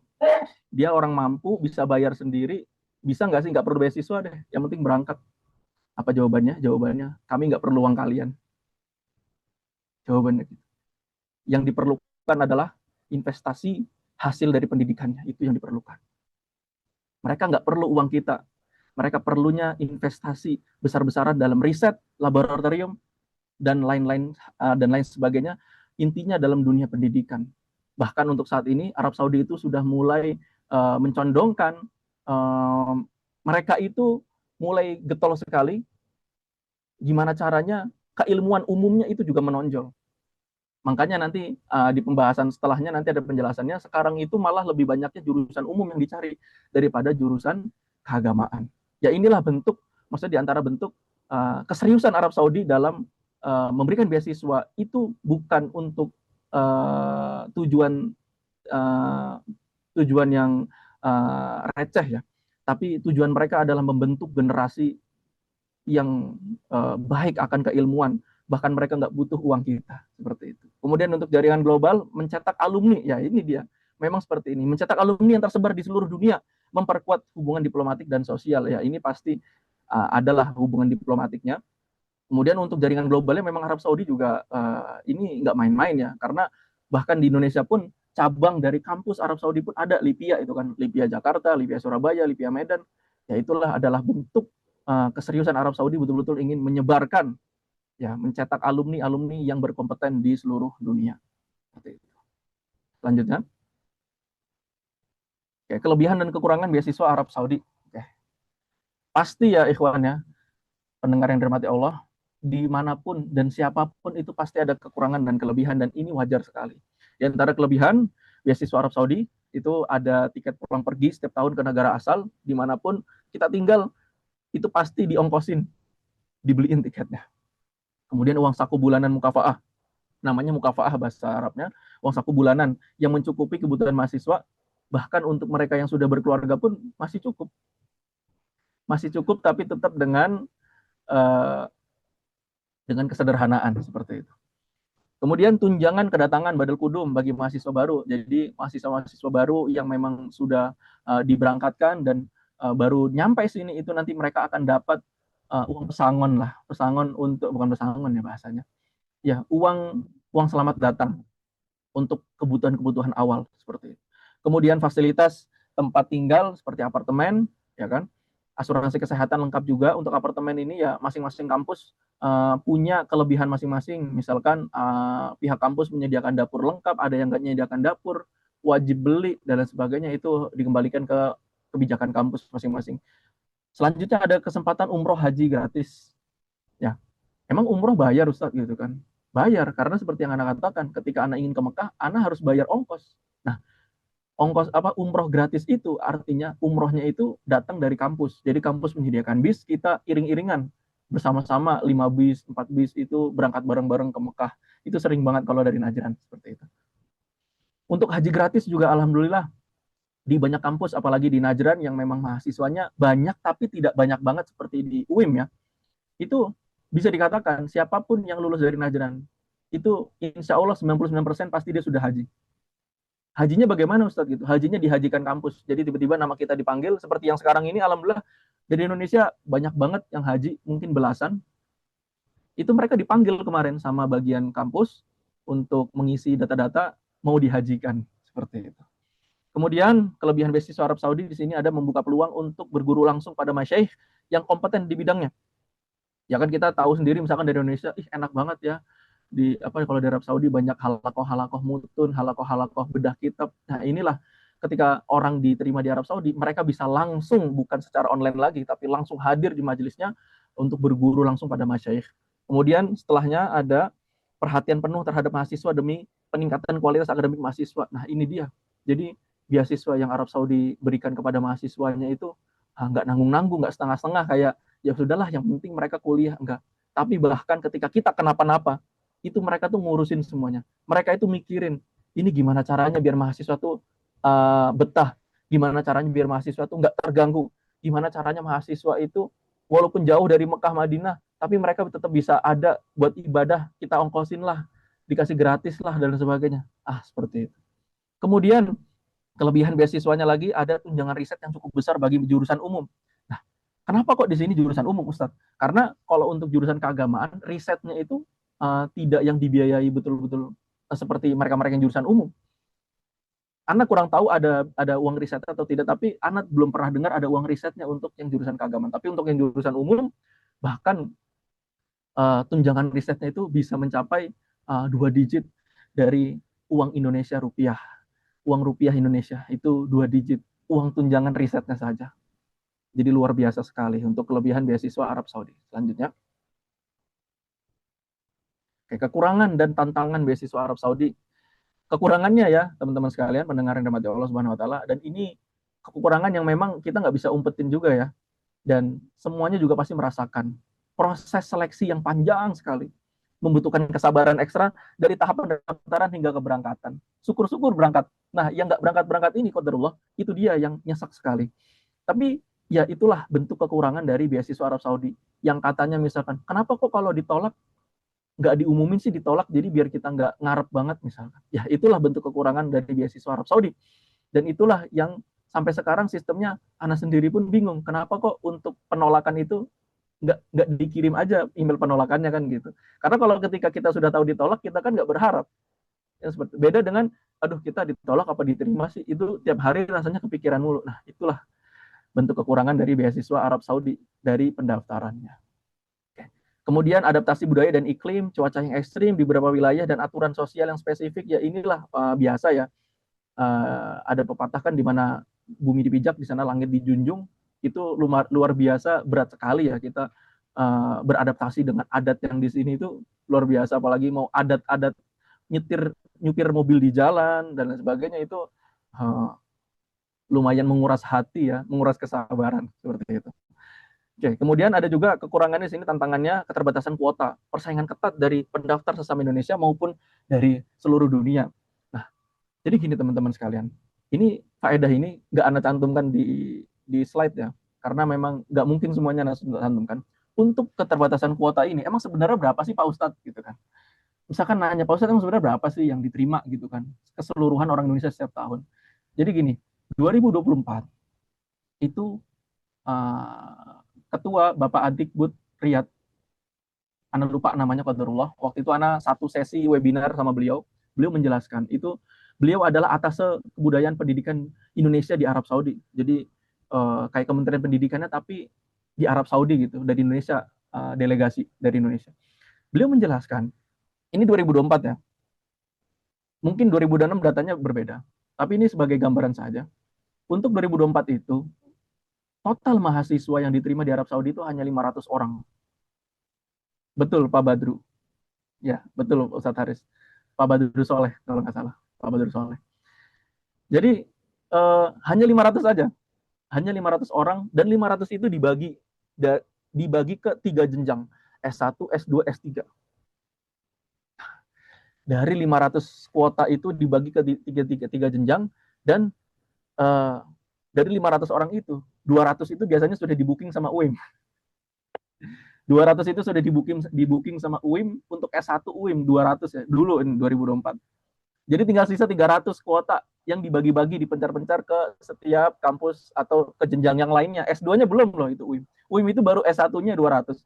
S2-nya berapa puluh, berapa ratus. Jadi UIM itu mungkin sudah 300 sendiri, ini waktu itu ya. Nah 200 atau 100 sisa kuota itu baru dibagi-bagi. Nah makanya kenapa kok susah banget sih Pak Ustadz gitu. Ana udah nyoba 4 kali, 5 kali pendaftaran, nggak pernah tembus-tembus qadarullah. Ya, karena yang daftar itu, kata Pak Badru Soleh, yang daftar itu 10.000 waktu itu. Yang daftar 10.000, yang keterima cuma 500. 500 pun dibagi ke berbagai kampus, dipencar-pencar ke 20-an kampus. Makanya peluang beasiswanya itu sangat kecil sekali ya untuk bersaing dengan orang 10.000 sebanyak itu. Dan teman-teman sekalian, dirahmati Allah Subhanahu wa taala, antum bayangkan ya, 10.000 itu teman-teman, tahun depan nambah lagi. Karena gini, contoh kita ambil tahun ini 10.000 orang daftar, contoh ya. 10.000 orang daftar. Itu tahun depan, yang 10.000 ini, itu paling 7.000 orang masih daftar lagi tahun depan. Nah, sedangkan tahun depan itu, lulusan-lulusan baru pada daftar juga. Akhirnya 10.000 itu mungkin tahun depan bisa jadi 12.000, 13.000, dan setiap tahun pasti akan terus melonjak naik. Dan ini sudah anak amati juga. Untuk tahun ini, itu lebih parah lagi memang melonjak naiknya itu. Ketertarikan orang-orang untuk melanjutkan beasiswa di Arab Saudi itu makin naik signifikan. Lebih ramai daripada zaman anak terakhir 2024 berangkat itu, jauh lebih ramai sekarang. Makanya persaingannya lebih sulit lagi. Seperti itu. Selanjutnya. Oke, langkah meraih mimpi, ya, langkah untuk meraih beasiswa di Arab Saudi. Jadi ada langkah-langkahnya ya teman-teman sekalian. Tapi memang langkah-langkah di sini ataupun strateginya itu mungkin bersifatnya umum, tapi ada beberapa strategi yang memang ini nih strategi yang diremehkan seperti itu. Dan jarang orang ngebahas strategi-strateginya. Oke, lanjut. Oke, pendaftaran dan timeline penting. Jadi ketika berbicara tentang strategi, maka pertama kali yang kita harus ketahui adalah waktu pendaftarannya. Waktu pendaftarannya. Oke. Sebelum ke waktu pendaftaran, kita harus tahu dulu pendaftaran itu hanya dilakukan di studiinsaudi.sa. Ini websitenya. Studiinsaudi.sa. Untuk S1 ya, untuk S2 nanti bisa tanya ke PPMI pusat ya, PPMI Arab Saudi atau PPMI cabang, misalkan PPMI Najran, PPMI Madinah, atau PPMI kampus terkait, apakah kampus tersebut membukanya lewat Studin Saudi atau lewat website kampus secara langsung. Dan itu harus ditanyakan, nggak nebak-nebak. Harus ditanyakan. Untuk S2, S3 ya. Oke. Kemudian periode pendaftaran aktif. Untuk saat ini pendaftarannya itu dari 19 April sampai 21 Mei. Tinggal 6 hari lagi. Pastikan melakukan submit sebelum batas waktu berakhir untuk menghindari gangguan teknis pada server portal. Jadi teman-teman sekalian, kiat-kiat sukses dalam mendaftar di Arab Saudi itu jangan pernah mendaftar di akhir-akhir. Jangan pernah mendaftar di akhir-akhir. Dan ini sudah Ana pernah alami sendiri ketika Ana membantu pendaftaran seorang pendaftar. Itu Masya Allah sekali, 5 jam itu Ana coba submit, Ana coba masuk ke dalam websitenya itu selalu terpental keluar, nggak bisa loading. Saking bermasalahnya server di akhir-akhir pendaftaran. Nah, solusinya bagaimana? Solusinya adalah poin selanjutnya, mendaftar pada awal-awal pembukaan pendaftaran merupakan hal yang sangat disarankan. Akan tetapi ada banyak gangguan.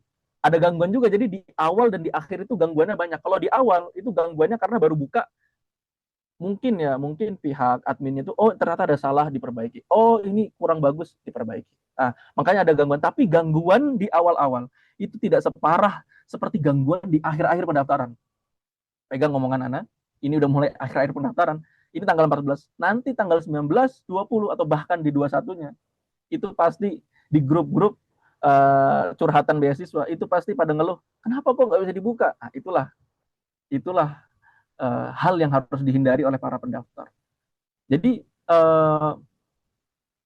lebih awal lebih baik, tapi ya awal-awal itu juga dibarengi dengan tutorial ya, dengan tutorial, sehingga pendaftar sekalian, pendengar yang dirahmati Allah Subhanahu wa taala, ini tidak asal-asalan dalam mengisi formulir yang ada. Karena takutnya gini, kalau misalkan asal-asalan, asal apa bahasanya, asal nulis ya, asal ngisi, itu malah nggak sesuai dan akhirnya sama aja boh. Seperti itu. Nanti malah langsung ketolak. Oke, selanjutnya. Oke, memperhatikan kelengkapan berkas. Oke, jadi sini. Memperhatikan kelengkapan berkas. Di sini dokumennya bisa dibagi, tapi pembagian ini sebenarnya ini pembagian dari Ana ya. Ini pembagian dari Ana berdasarkan website saat ini. Dokumen wajib itu ada SKCK, paspor, ijazah, transkrip nilai. Nah, di sini banyak banget teman-teman pendaftar itu yang bertanya, Ustadz, kalau daftar tapi nggak ada paspornya, boleh nggak sih? Bukan masalah boleh nggak boleh gitu. Tapi paspor ini adalah syarat utama yang paling utama. Utama dari yang paling utama. Malah kalau karena anak katakan paspor itu adalah kunci untuk membuka antum bisa daftar. Kalau nggak ada paspor, antum nggak punya kunci untuk mendaftar. Jadi nggak bisa daftar, nggak ada kuncinya. Nah, paspor ini makanya jauh-jauh, apalagi kita tahu semua pendaftaran paspor itu 1 bulan bisa antri. Bulan depan baru jadi paspor itu. jauh-jauh hari lah harus dibuat paspor. Untuk SKCK alhamdulillah sekarang gampang.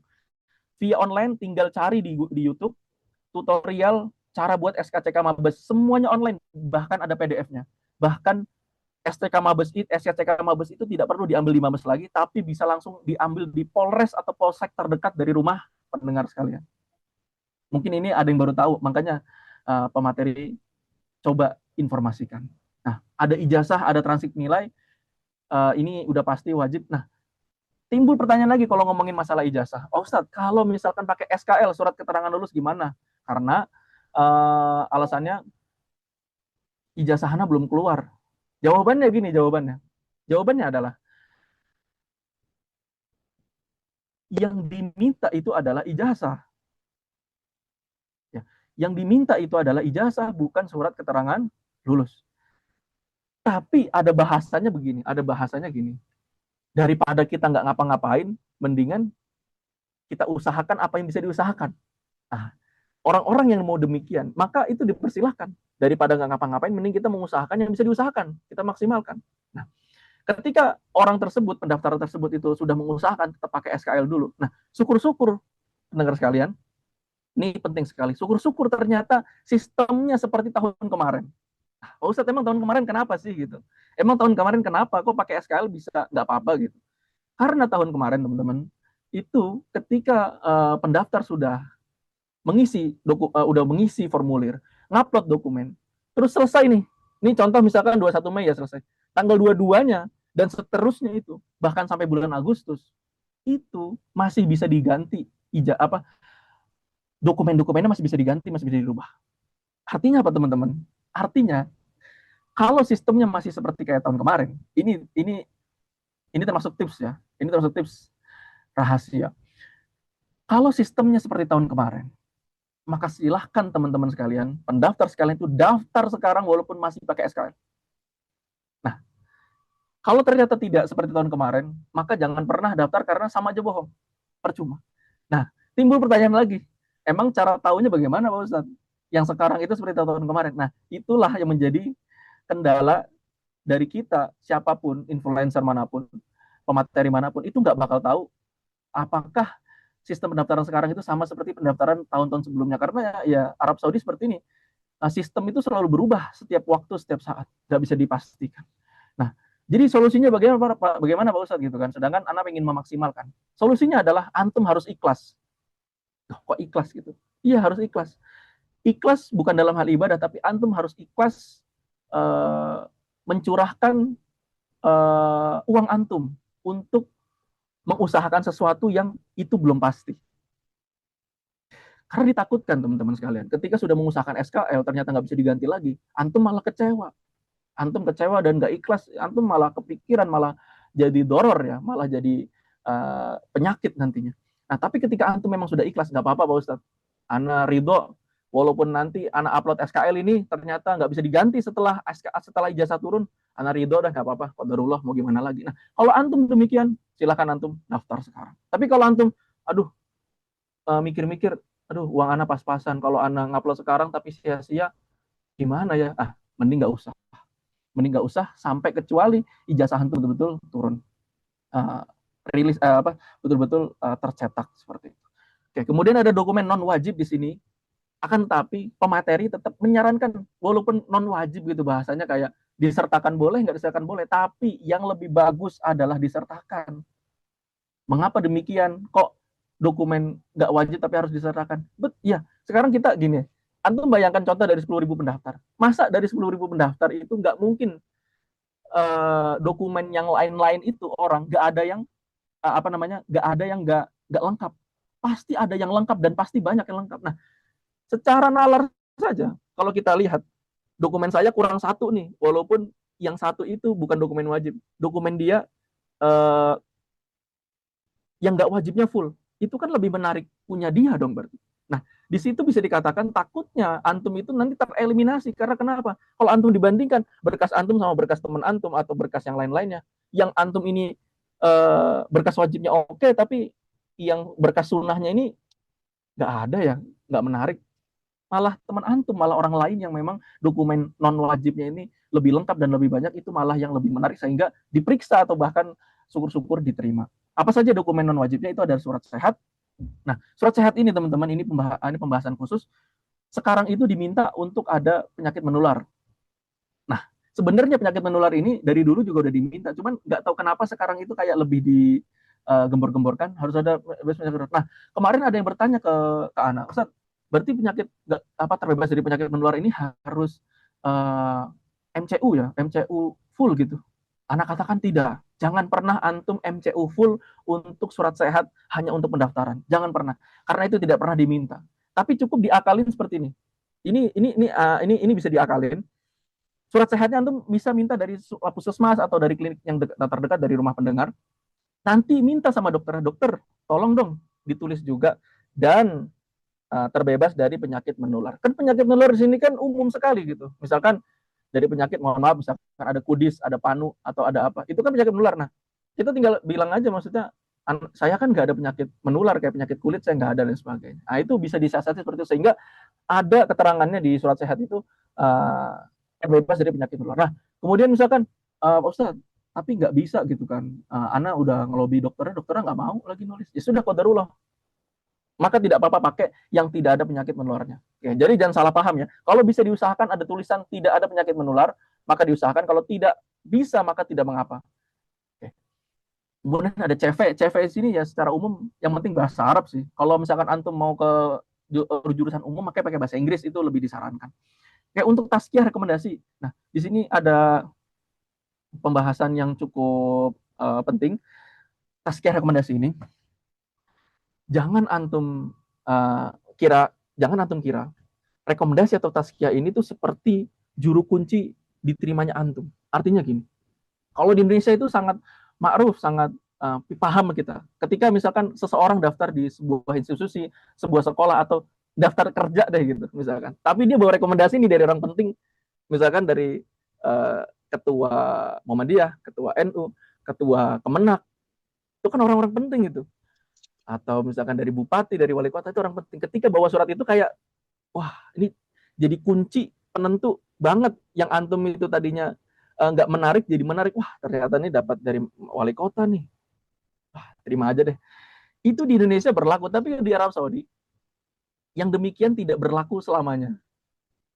Maksudnya gimana kok tidak berlaku selamanya? Jadi mau kita misalkan dapat rekomendasi dari wali kota, dari gubernur, itu tidak menjadi juru kunci bahwasannya dokumen kita tuh bakal lebih berat.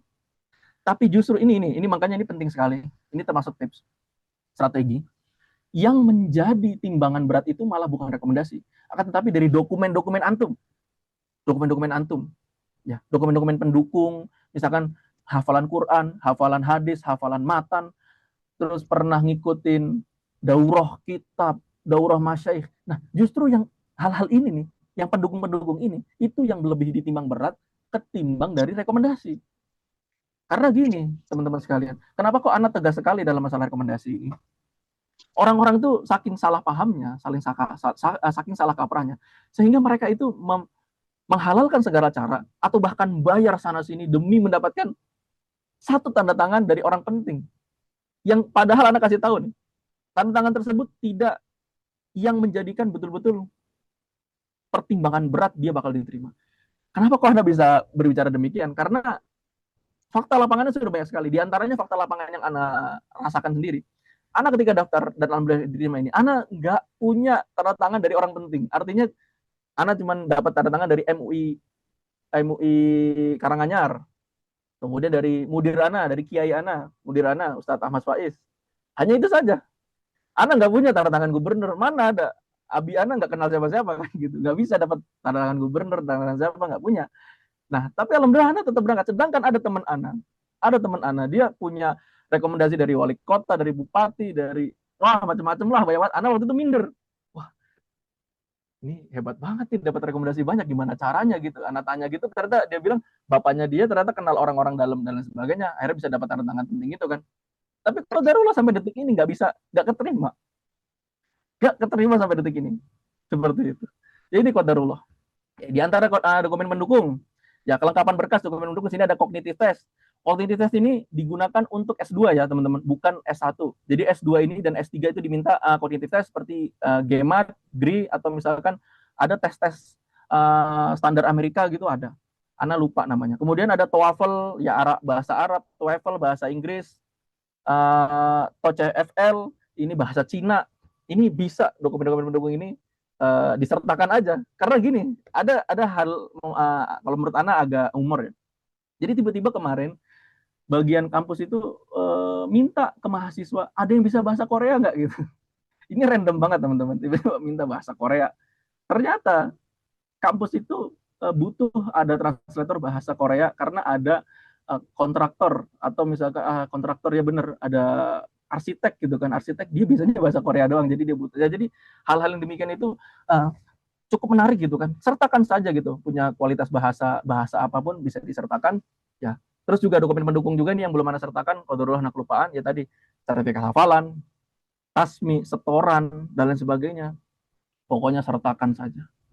Kalau misalkan mau halaqah nabawi online juga ada sekarang seperti itu. Dokumen khusus pertimbangan kampus tertentu atau jurusan tertentu. Nah, ini poin terakhir teman-teman. Jadi sekarang itu modelannya. Antum-antum yang sedang daftar ini, itu harus cek dulu.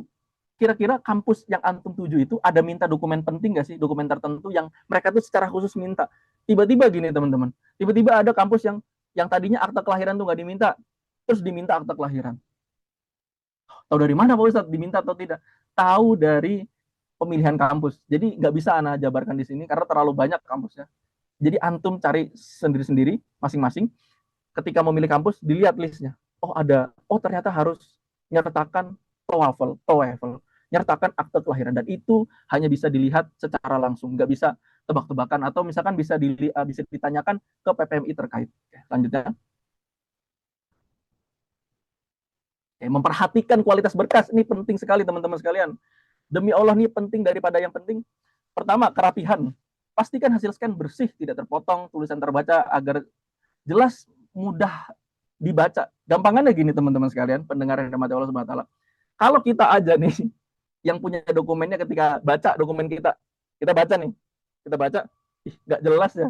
Nah, antum bayangkan kita aja yang punya dokumen aja nggak bisa baca, apalagi mereka penyeleksi, yang nyeleksi ribuan orang itu udah males.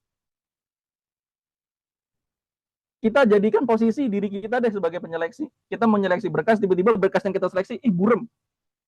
Nggak rapi nih, ini contohnya nggak rapi nih. Scan-nya, fotonya ada tangannya misalkan, nggak rapi. Terus secara scan-nya nggak niat tuh, misalkan dokumennya kejauhan, ada kanan kirinya ada barang apa. Nah, kualitas scan atau foto yang seperti ini sangat tidak disarankan. Karena kenapa? Yang Ana lakukan dan teman-teman pejuang beasiswa lakukan, yang bareng Ana berangkat atau siapapun berangkat, itu pasti kebanyakan mereka selalu memperhatikan kualitas dokumennya pasti jernih, terang. Fotonya kelihatan jelas, filenya kelihatan jelas, nggak burem, bisa dibaca. Mau di zoom, mau di zoom in, zoom out, mau dijauhin, mau dijauhin, mau dideketin, pasti bisa kelihatan. Nah, tipsnya bagaimana bisa biar dokumennya bisa seperti itu? Saran dari kami, itu pertama, pakai printer scan pribadi. Jadi kan sekarang printer itu udah ada yang sama fotokopian ya, itu antum bisa scan di situ. Kemudian ke tukang, kalau nggak punya scan, nggak punya printer, ke tukang fotokopi, bilang, Pak, saya mau scan dokumen, nanti di scan sama dia, dan hasilnya jernih pasti. Nah, terakhir misalkan tukang fotokopi nggak bisa ditemukan juga di dekat rumah antum, misalkan jauh, harus 1 jam misalkan dari rumah. Nah, terakhir minimal pakai aplikasi, jangan foto langsung gitu. Nama aplikasinya ada Cam Scanner, antum bisa download di Android, pakai Cam Scanner, itu udah paling minimal banget, biar agar hasil fotonya tidak seperti di gambar-gambar yang ini, contoh tidak disarankan, seperti itu. Oke. Kemudian selanjutnya kualitas berkas. Pastikan berkas wajib maupun non-wajib disertakan semua aja. Selama masih memungkinkan diusahakan, sertakan aja. Sertakan. Terlebih berkas khusus yang diminta oleh pihak kampus secara langsung. Oke, selanjutnya. Oke, tips memilih kampus ya di sini sesuai jurusan, sesuaikan jurusan. Karena nggak semua kampus ya teman-teman sekalian. Tidak semua kampus itu menyediakan jurusan keagamaan. Bahkan beberapa kampus itu hanya fokus di jurusan ilmu umum. Dan ini perlu antum cari tahu lebih lengkap. Contoh seperti King Saud sekarang. King Saud itu sudah mengatakan secara resmi bahwasannya mereka menutup jurusan keagamaan dan lain sebagainya, hanya tinggal jurusan umum. Nah, ketika pihak kampus sudah mengumumkan secara ofisial di Twitternya seperti itu, tapi antum masih milih jurusan keagamaan walaupun masih ada listnya, maka antum pasti ketolak. Pasti ketolak. Dan jangan sampai sia-sia gara-gara antum nggak tahu beritanya, malah antum itu jadi sia-sia pendaftaran pada tahun tersebut. Kemudian tipsnya lagi, pastikan kampus pilihan memang sedang buka beasiswanya, pendaftarannya. Karena setiap tahun itu teman-teman, nggak semua kampus itu tiba-tiba pasti buka, enggak. Karena ada kampus yang full mahasiswanya, belum ada yang lulus, sehingga nggak bakal nerima lagi. Ada kampus yang memang sudah banyak mahasiswanya tapi tetap bakal nerima, seperti UIM gitu kan, walaupun sudah banyak tapi tetap pasti bakal nerima dan lain sebagainya. Nah, bagaimana cara tahunya? Di sini kita bisa mencari di yang pertama akun Twitternya, akun X. Jadi kampus itu lebih aktif di X, di Twitter daripada Instagram, Facebook dan sebagainya. Di YouTube itu mereka nggak aktif, tapi di Twitter dan X itu mereka aktif. Kegiatan apapun, mau acara, mau lomba, mau apa, mau bahkan berita penting, berita resmi, itu semuanya di Twitter, di X. Cari. Gimana cara carinya Pak Ustadz? Coba cari random aja, nulis sama kampusnya, misalkan Taibah University, cari aja Taibah University. Najran University, Najran University. King Saud University, cari. Nah, seperti itu. Kemudian, yang kedua, tanya langsung ke PPMI Arab Saudi. Jadi cara tahu lagi buka gak sih? Tanya langsung PPMI Arab Saudi. Atau PPMI yang terkait. Misalkan Imam Muhammad bin Saud, IMSIU, pusatnya Libya, itu kan di Riyadh. Berarti tanya PPMI Riyadh. Ustaz, ini IMSIU buka gak sih gitu tahun ini dan sebagainya. Atau misalkan tanya langsung ke mahasiswa yang menempuh di kampus tersebut. Misalkan mau nanya Najran University. Tanyanya aja langsung. Ustaz Habib, emang buka gak sih Najran tahun ini? Atau misalkan mau ke Qasim University, tanya Ustaz Haris Lutfi. Ustaz Haris Lutfi, buka gak sih misalkan tahun ini Qasim seperti itu. Nah, kemudian tips memilih kampus untuk mendaftar akhwat. Pastikan kampus yang dituju itu betul-betul memang menerima mahasiswi. Karena seperti yang tadi, jadi terkadang tersedia jurusannya, tersedia untuk mahasiswi, tapi ternyata di lapangan mahasiswi itu nggak ada di sana. Loh, kok bisa begitu Pak Ustadz? Ya itu. Jadi yang ada di website itu nggak bisa 100% dipercaya dan harus ditabayunkan, harus dicari tahu yang benar tuh yang mana gitu. Bener nerima nggak mahasiswi? Karena contoh misalkan di NBU kemarin, di NBU ya Northern Border University, itu di website itu ada akhwat gitu pilihannya. Tapi ternyata setelah kita cross check, emang akhwat ada di sana? Enggak. Kita udah nanya kok ke bagian penerimaan. Kalau bahkan penerimaannya ngomong gini ke yang teman Anda ini, kalau kita terima akhwatnya mau ditaruh di mana? Seperti itu. Walaupun tersedia di websitenya. Kemudian tips memilih kampus, nilai bukan segalanya. Nilai bukan segalanya. Nah, akan tetapi nilai yang tinggi tentunya memberikan poin tambahan bagi mendaftar. Maksudnya apa sih Pak Ustadz? Kok nilai bukan segalanya? Ini sudah berkali-kali Anda selalu terangkan, selalu Anda jelaskan. Teman-teman sekalian pendengar, antum semua harus tahu nilai Anda hanya 80 SMA itu. 80,00. Masuk akal nggak? Yang nilainya lebih dari Anda tuh banyak atau sedikit? Pasti banyak. Masuk akal pasti banyak. Nah, dan lebih masuk akalnya lagi, yang nilainya lebih tinggi itu harusnya lebih berhak daripada Anda.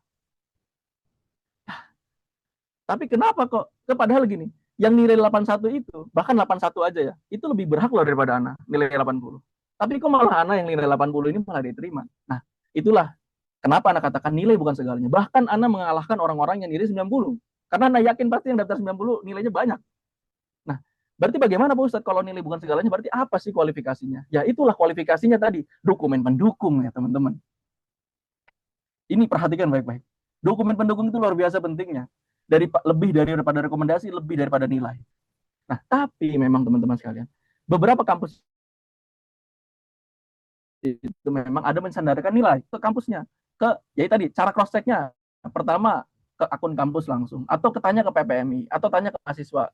Nanya mahasiswa misalkan, Set, nih contoh nih, jangan langsung percaya. Ini kan tips memilih kampus. Di sini ada poin nomor terakhir. Jangan langsung percaya. Ada kabar misalkan kampus Najran University, ini ada tulisannya, itu katanya harus 85 loh nilainya. Nah, itu kita harus cross check dulu. Misalkan cross check Ana, tetapi memang benar ya, Najran itu 85. Nah, di situ kita pasti klarifikasi. Sebagai kita mahasiswa Najran yang paling tahu tentang masalah Najran, kita pasti ngatakan, oh enggak kok, antum kata siapa 85? Kata orang-orang. Nah, kata orang-orang sama kata kita, ya insya Allah harusnya lebih valid kata kita, karena kita kan yang ada di Najrannya. Kita katakan, nggak ada Najran itu. Seperti itu. Najran itu tidak ada standar nilai. Nah, inilah makanya jangan langsung percaya kabar apapun teman-teman sekalian. Kabar yang tersebar di kalangan pendaftar itu tolong banget Di cross check dulu. Harus di cross check. Agar kenapa? Agar kita tidak salah persepsi. Karena ketika kita salah persepsi, jangan daftar Najran, katanya Najran 85, nilaiku 80. Nanti sama aja bohong lah kalau misalkan daftar sana. Nah, kalau kita misalkan nggak cross check lagi, ya udah kita nggak daftar Najran. Berarti kesempatan kita bisa kuliah di Najran yang memang potensinya besar misalkan. Itu berarti hilang. Tapi ketika kita tahu, oh ternyata Najran yang katanya 85 itu hoax, ternyata hoax. Itu orang nggak bertanggung jawab itu yang ngomong. Nah, berarti nilai 80 pun kita daftar aja di Najran. Barangkali rezeki Ana di sana. Karena di Najran itu potensi sekali diterima sebelumnya. Tapi untuk saat ini, Najran tidak membuka ya teman-teman. Ini pengumuman ofisial dari Ana langsung. Ini Najran tidak buka pendaftaran penerimaan mahasiswa baru. Oke, selanjutnya. Oke, tahapan proses dari pendaftaran ke pengumuman ya. Ini dicepat saja. Ya, pertama di sini ada mendaftar langsung via Studin Saudi. Kemudian setelah beberapa waktu akan ada penolakan ataupun makbul mabda'i. Makbul mabda'i itu artinya pengkandidatan. Kemudian ada juga yang dia tuh nggak ditolak tapi nggak diterima juga. Gitu kan. Ada yang nggak diterima, nggak ditolak juga. Ini yang anak katakan, kenapa sih kok sistem di Arab Saudi itu kalau nggak diterima ya bilang aja dong ditolak gitu. Jadi biar kita nggak ngarep-ngarep banget. Tapi ya itulah kekurangannya. Tidak ditolak, tidak makbul mabda'i. Tandanya apa Pak Ustadz kalau nggak diapa-apain gitu? Tandanya ngulang lagi tahun depan. Ngulang daftar. Kemudian selanjutnya, setelah itu semua, ada makbul mabda'i. Nah, makbul mabda'i ini udah kayak antum calon kandidat kuat nih. Nah, gitu loh. Antum calon kandidat kuat. Mendapatkan email yang isinya statement bahwasanya menjadi kandidat. Resmi jadi kandidat. Kandidat doang. Jangan kepedean dulu gitu. Kandidat doang. Karena banyak orang yang memang dia itu udah kepedean jadi kandidat, tapi qadarullah setelah makbul mabda'i malah ternyata kepleset, qadarullah malah ketolak. Dan ini banyak juga. Nah, persentasenya berapa? Persentasenya nih, selanjutnya makbul nihai setelah berselang waktu yang tidak ditentukan. Artinya kita nggak ada yang tahu kapan. Makanya tidak ditentukan. Nanti ada contohnya proses dari Ana sendiri. Maka 80% pendaftar yang tadinya makbul mabda'i itu bakal jadi makbul nihai. 80%. Yaitu seperti yang Ana katakan, 20% orang itu ntar 20% atau 10% pendaftar itu dari yang makbul mabda'i itu bakal ketolak, entah dengan alasan apapun. Oke. Terakhir setelah dia dapat makbul nihai, barulah dapat lawa isyar qabul, penerimaan, artinya dapat letter of acceptance, lembar penerimaan resmi, seperti itu, surat penerimaan resmi. Nah, itulah ketika seseorang udah dapat, ini makbul nihai juga masih deg-degan sebenarnya, karena belum dapat surat keputusannya, SK-nya belum turun. Tapi ketika makbul nihai, kemudian setelah itu SK-nya turun, surat keputusan penerimaannya turun, tandanya pendaftar tersebut sudah resmi menjadi mahasiswa di kampus terkait, seperti itu. Dan dilanjutkan setelah itu mengurus visa, tiket, dan sebagainya dengan kepengurusan masing-masing. Setelahnya, oke, tahapan proses keberangkatan pemateri. Ya, pemateri itu Ana di sini. Arab Saudi. Ini jadi buat apa ya, buat teman-teman itu kadang emang gimana sih Pak Ustadz gitu, sebenarnya orang-orang tuh yang cerita tuh dikit loh, yang cerita prosesnya gimana sih. Ini Ana ceritakan deh. Jadi ini Ana ceritakan dari pendaftaran yang Ana diterima ya, karena kalau ngomong berbicara tentang dari awal Ana pendaftar itu dari 2018, terlalu panjang ceritanya. Nah, dari 2018 itu terlalu panjang. Nah, dari 2022 di tahun 2022 Desember itu, waktu itu qadarullah mertua Ana itu tiba-tiba bilang ke istri Ana, itu barangkali si Apip itu mau daftar Saudi iseng lagi gitu, masih mau nggak? Ini ada dapat, mamanya dapat berita sistem pendaftaran baru Studin Saudi. Oh apa itu, kata Ana gitu kan. Ana tadinya udah sakit hati dan sebagainya, tiba-tiba semangat lagi, udah deh terakhir deh gitu. Terakhir yang paling terakhir gitu kan. Ana cobalah gitu ya, terakhir yang paling terakhir karena udah di STDI itu kan. Akhirnya Ana coba 29 Desember itu mengajukan, tiba-tiba setelah 7 harian, setelah 1 pekan, Ana dapat email untuk interview. Muqabalah Sahsiyah itu interview. Jadi di Najran itu ada interviewnya teman-teman. Jadi teman-teman yang belum bisa bahasa Arab jangan milih Najran, nanti besok-besok ya. Kalau tahun ini jangan milih, karena memang tahun ini nggak buka. Nah 8 Januari itu Ana interview, ditanya-tanya, ya suruh cerita dan sebagainya.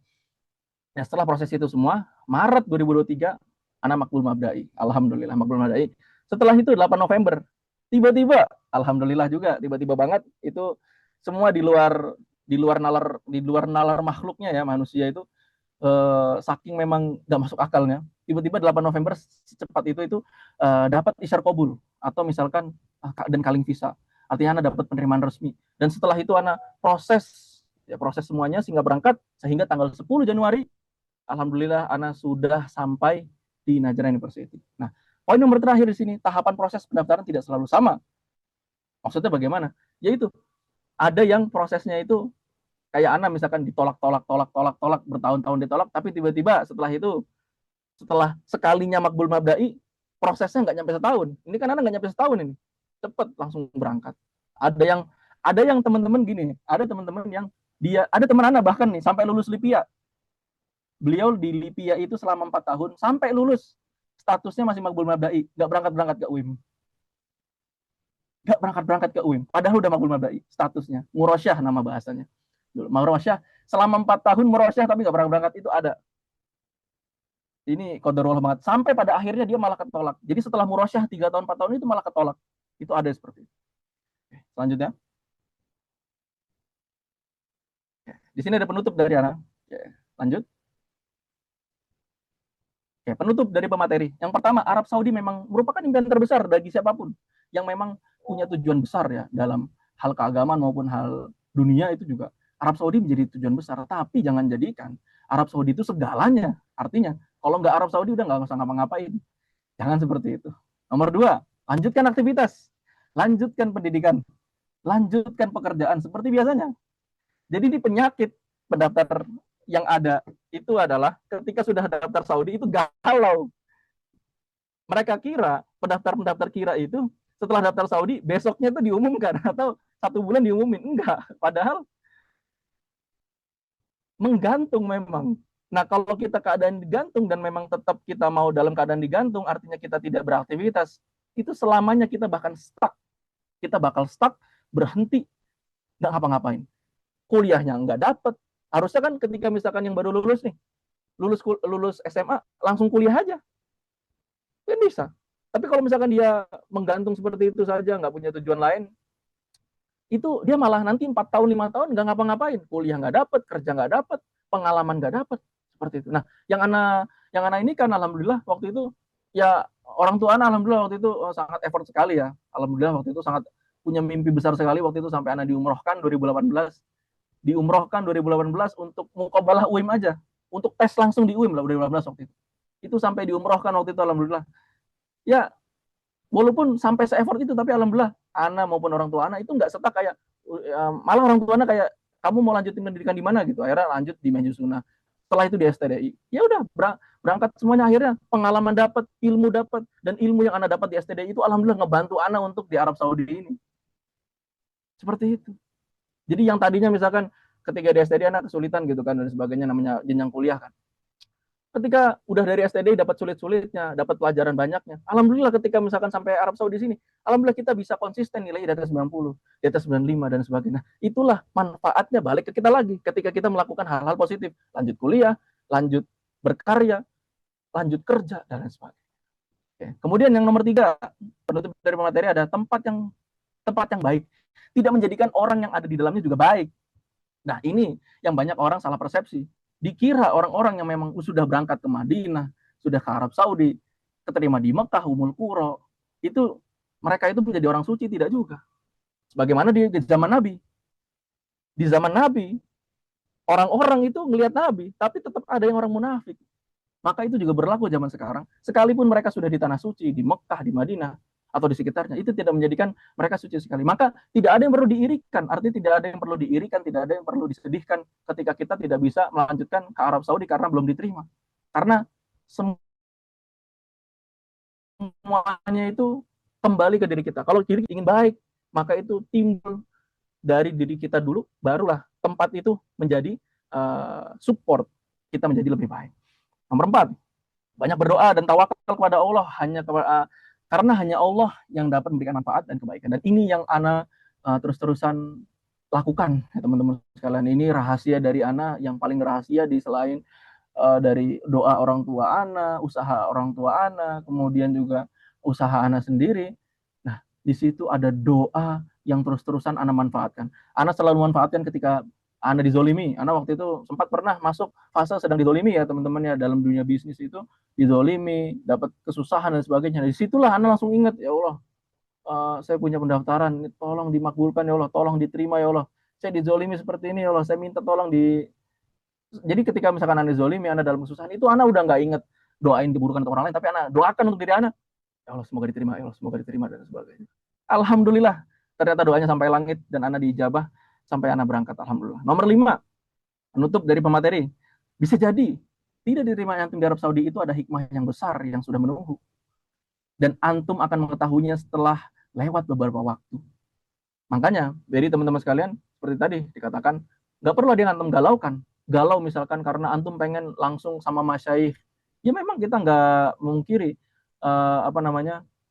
mulazamah langsung sama masyaikh itu bagus, ketemu sama ulama-ulama itu bagus, tapi hikmah terbesar antum gak diterima itu Allah doang yang tahu, dan antum juga akan tahu kemudian hari kenapa antum kok gak boleh berangkat ke Arab Saudi. Bisa jadi karena ternyata orang tua antum sakit, ternyata antum ada kebutuhan apa tertentu yang ternyata lebih baik antum gak berangkat daripada berangkat. Kalau antum berangkat nanti masalahnya lebih besar. Kalau antum berangkat itu malah antum bakal celaka karena hal-hal tertentu. Nah, itu semua Allah yang tahu. Jadi lapangkan hati kita teman-teman sekalian ketika mendaftar Arab Saudi. Kita tahu Arab Saudi itu beasiswanya luar biasa. Kita tahu Arab Saudi itu punya keutamaan di Mekah Madinah. Kita tahu beasiswa di Arab Saudi itu kalau mau berangkat itu nggak perlu mikirin apa-apa, udah ibaratnya ya teman-teman, kalau udah keterima di Arab Saudi itu antum tinggal bawa koper aja isi baju, sampai sini hidup teman-teman sekalian. Nggak bakal antum tuh tiba-tiba terkapar di jalan, nggak ada uang tuh nggak mungkin insya Allah. Karena nyampe sini antum langsung disakuin sama kampus.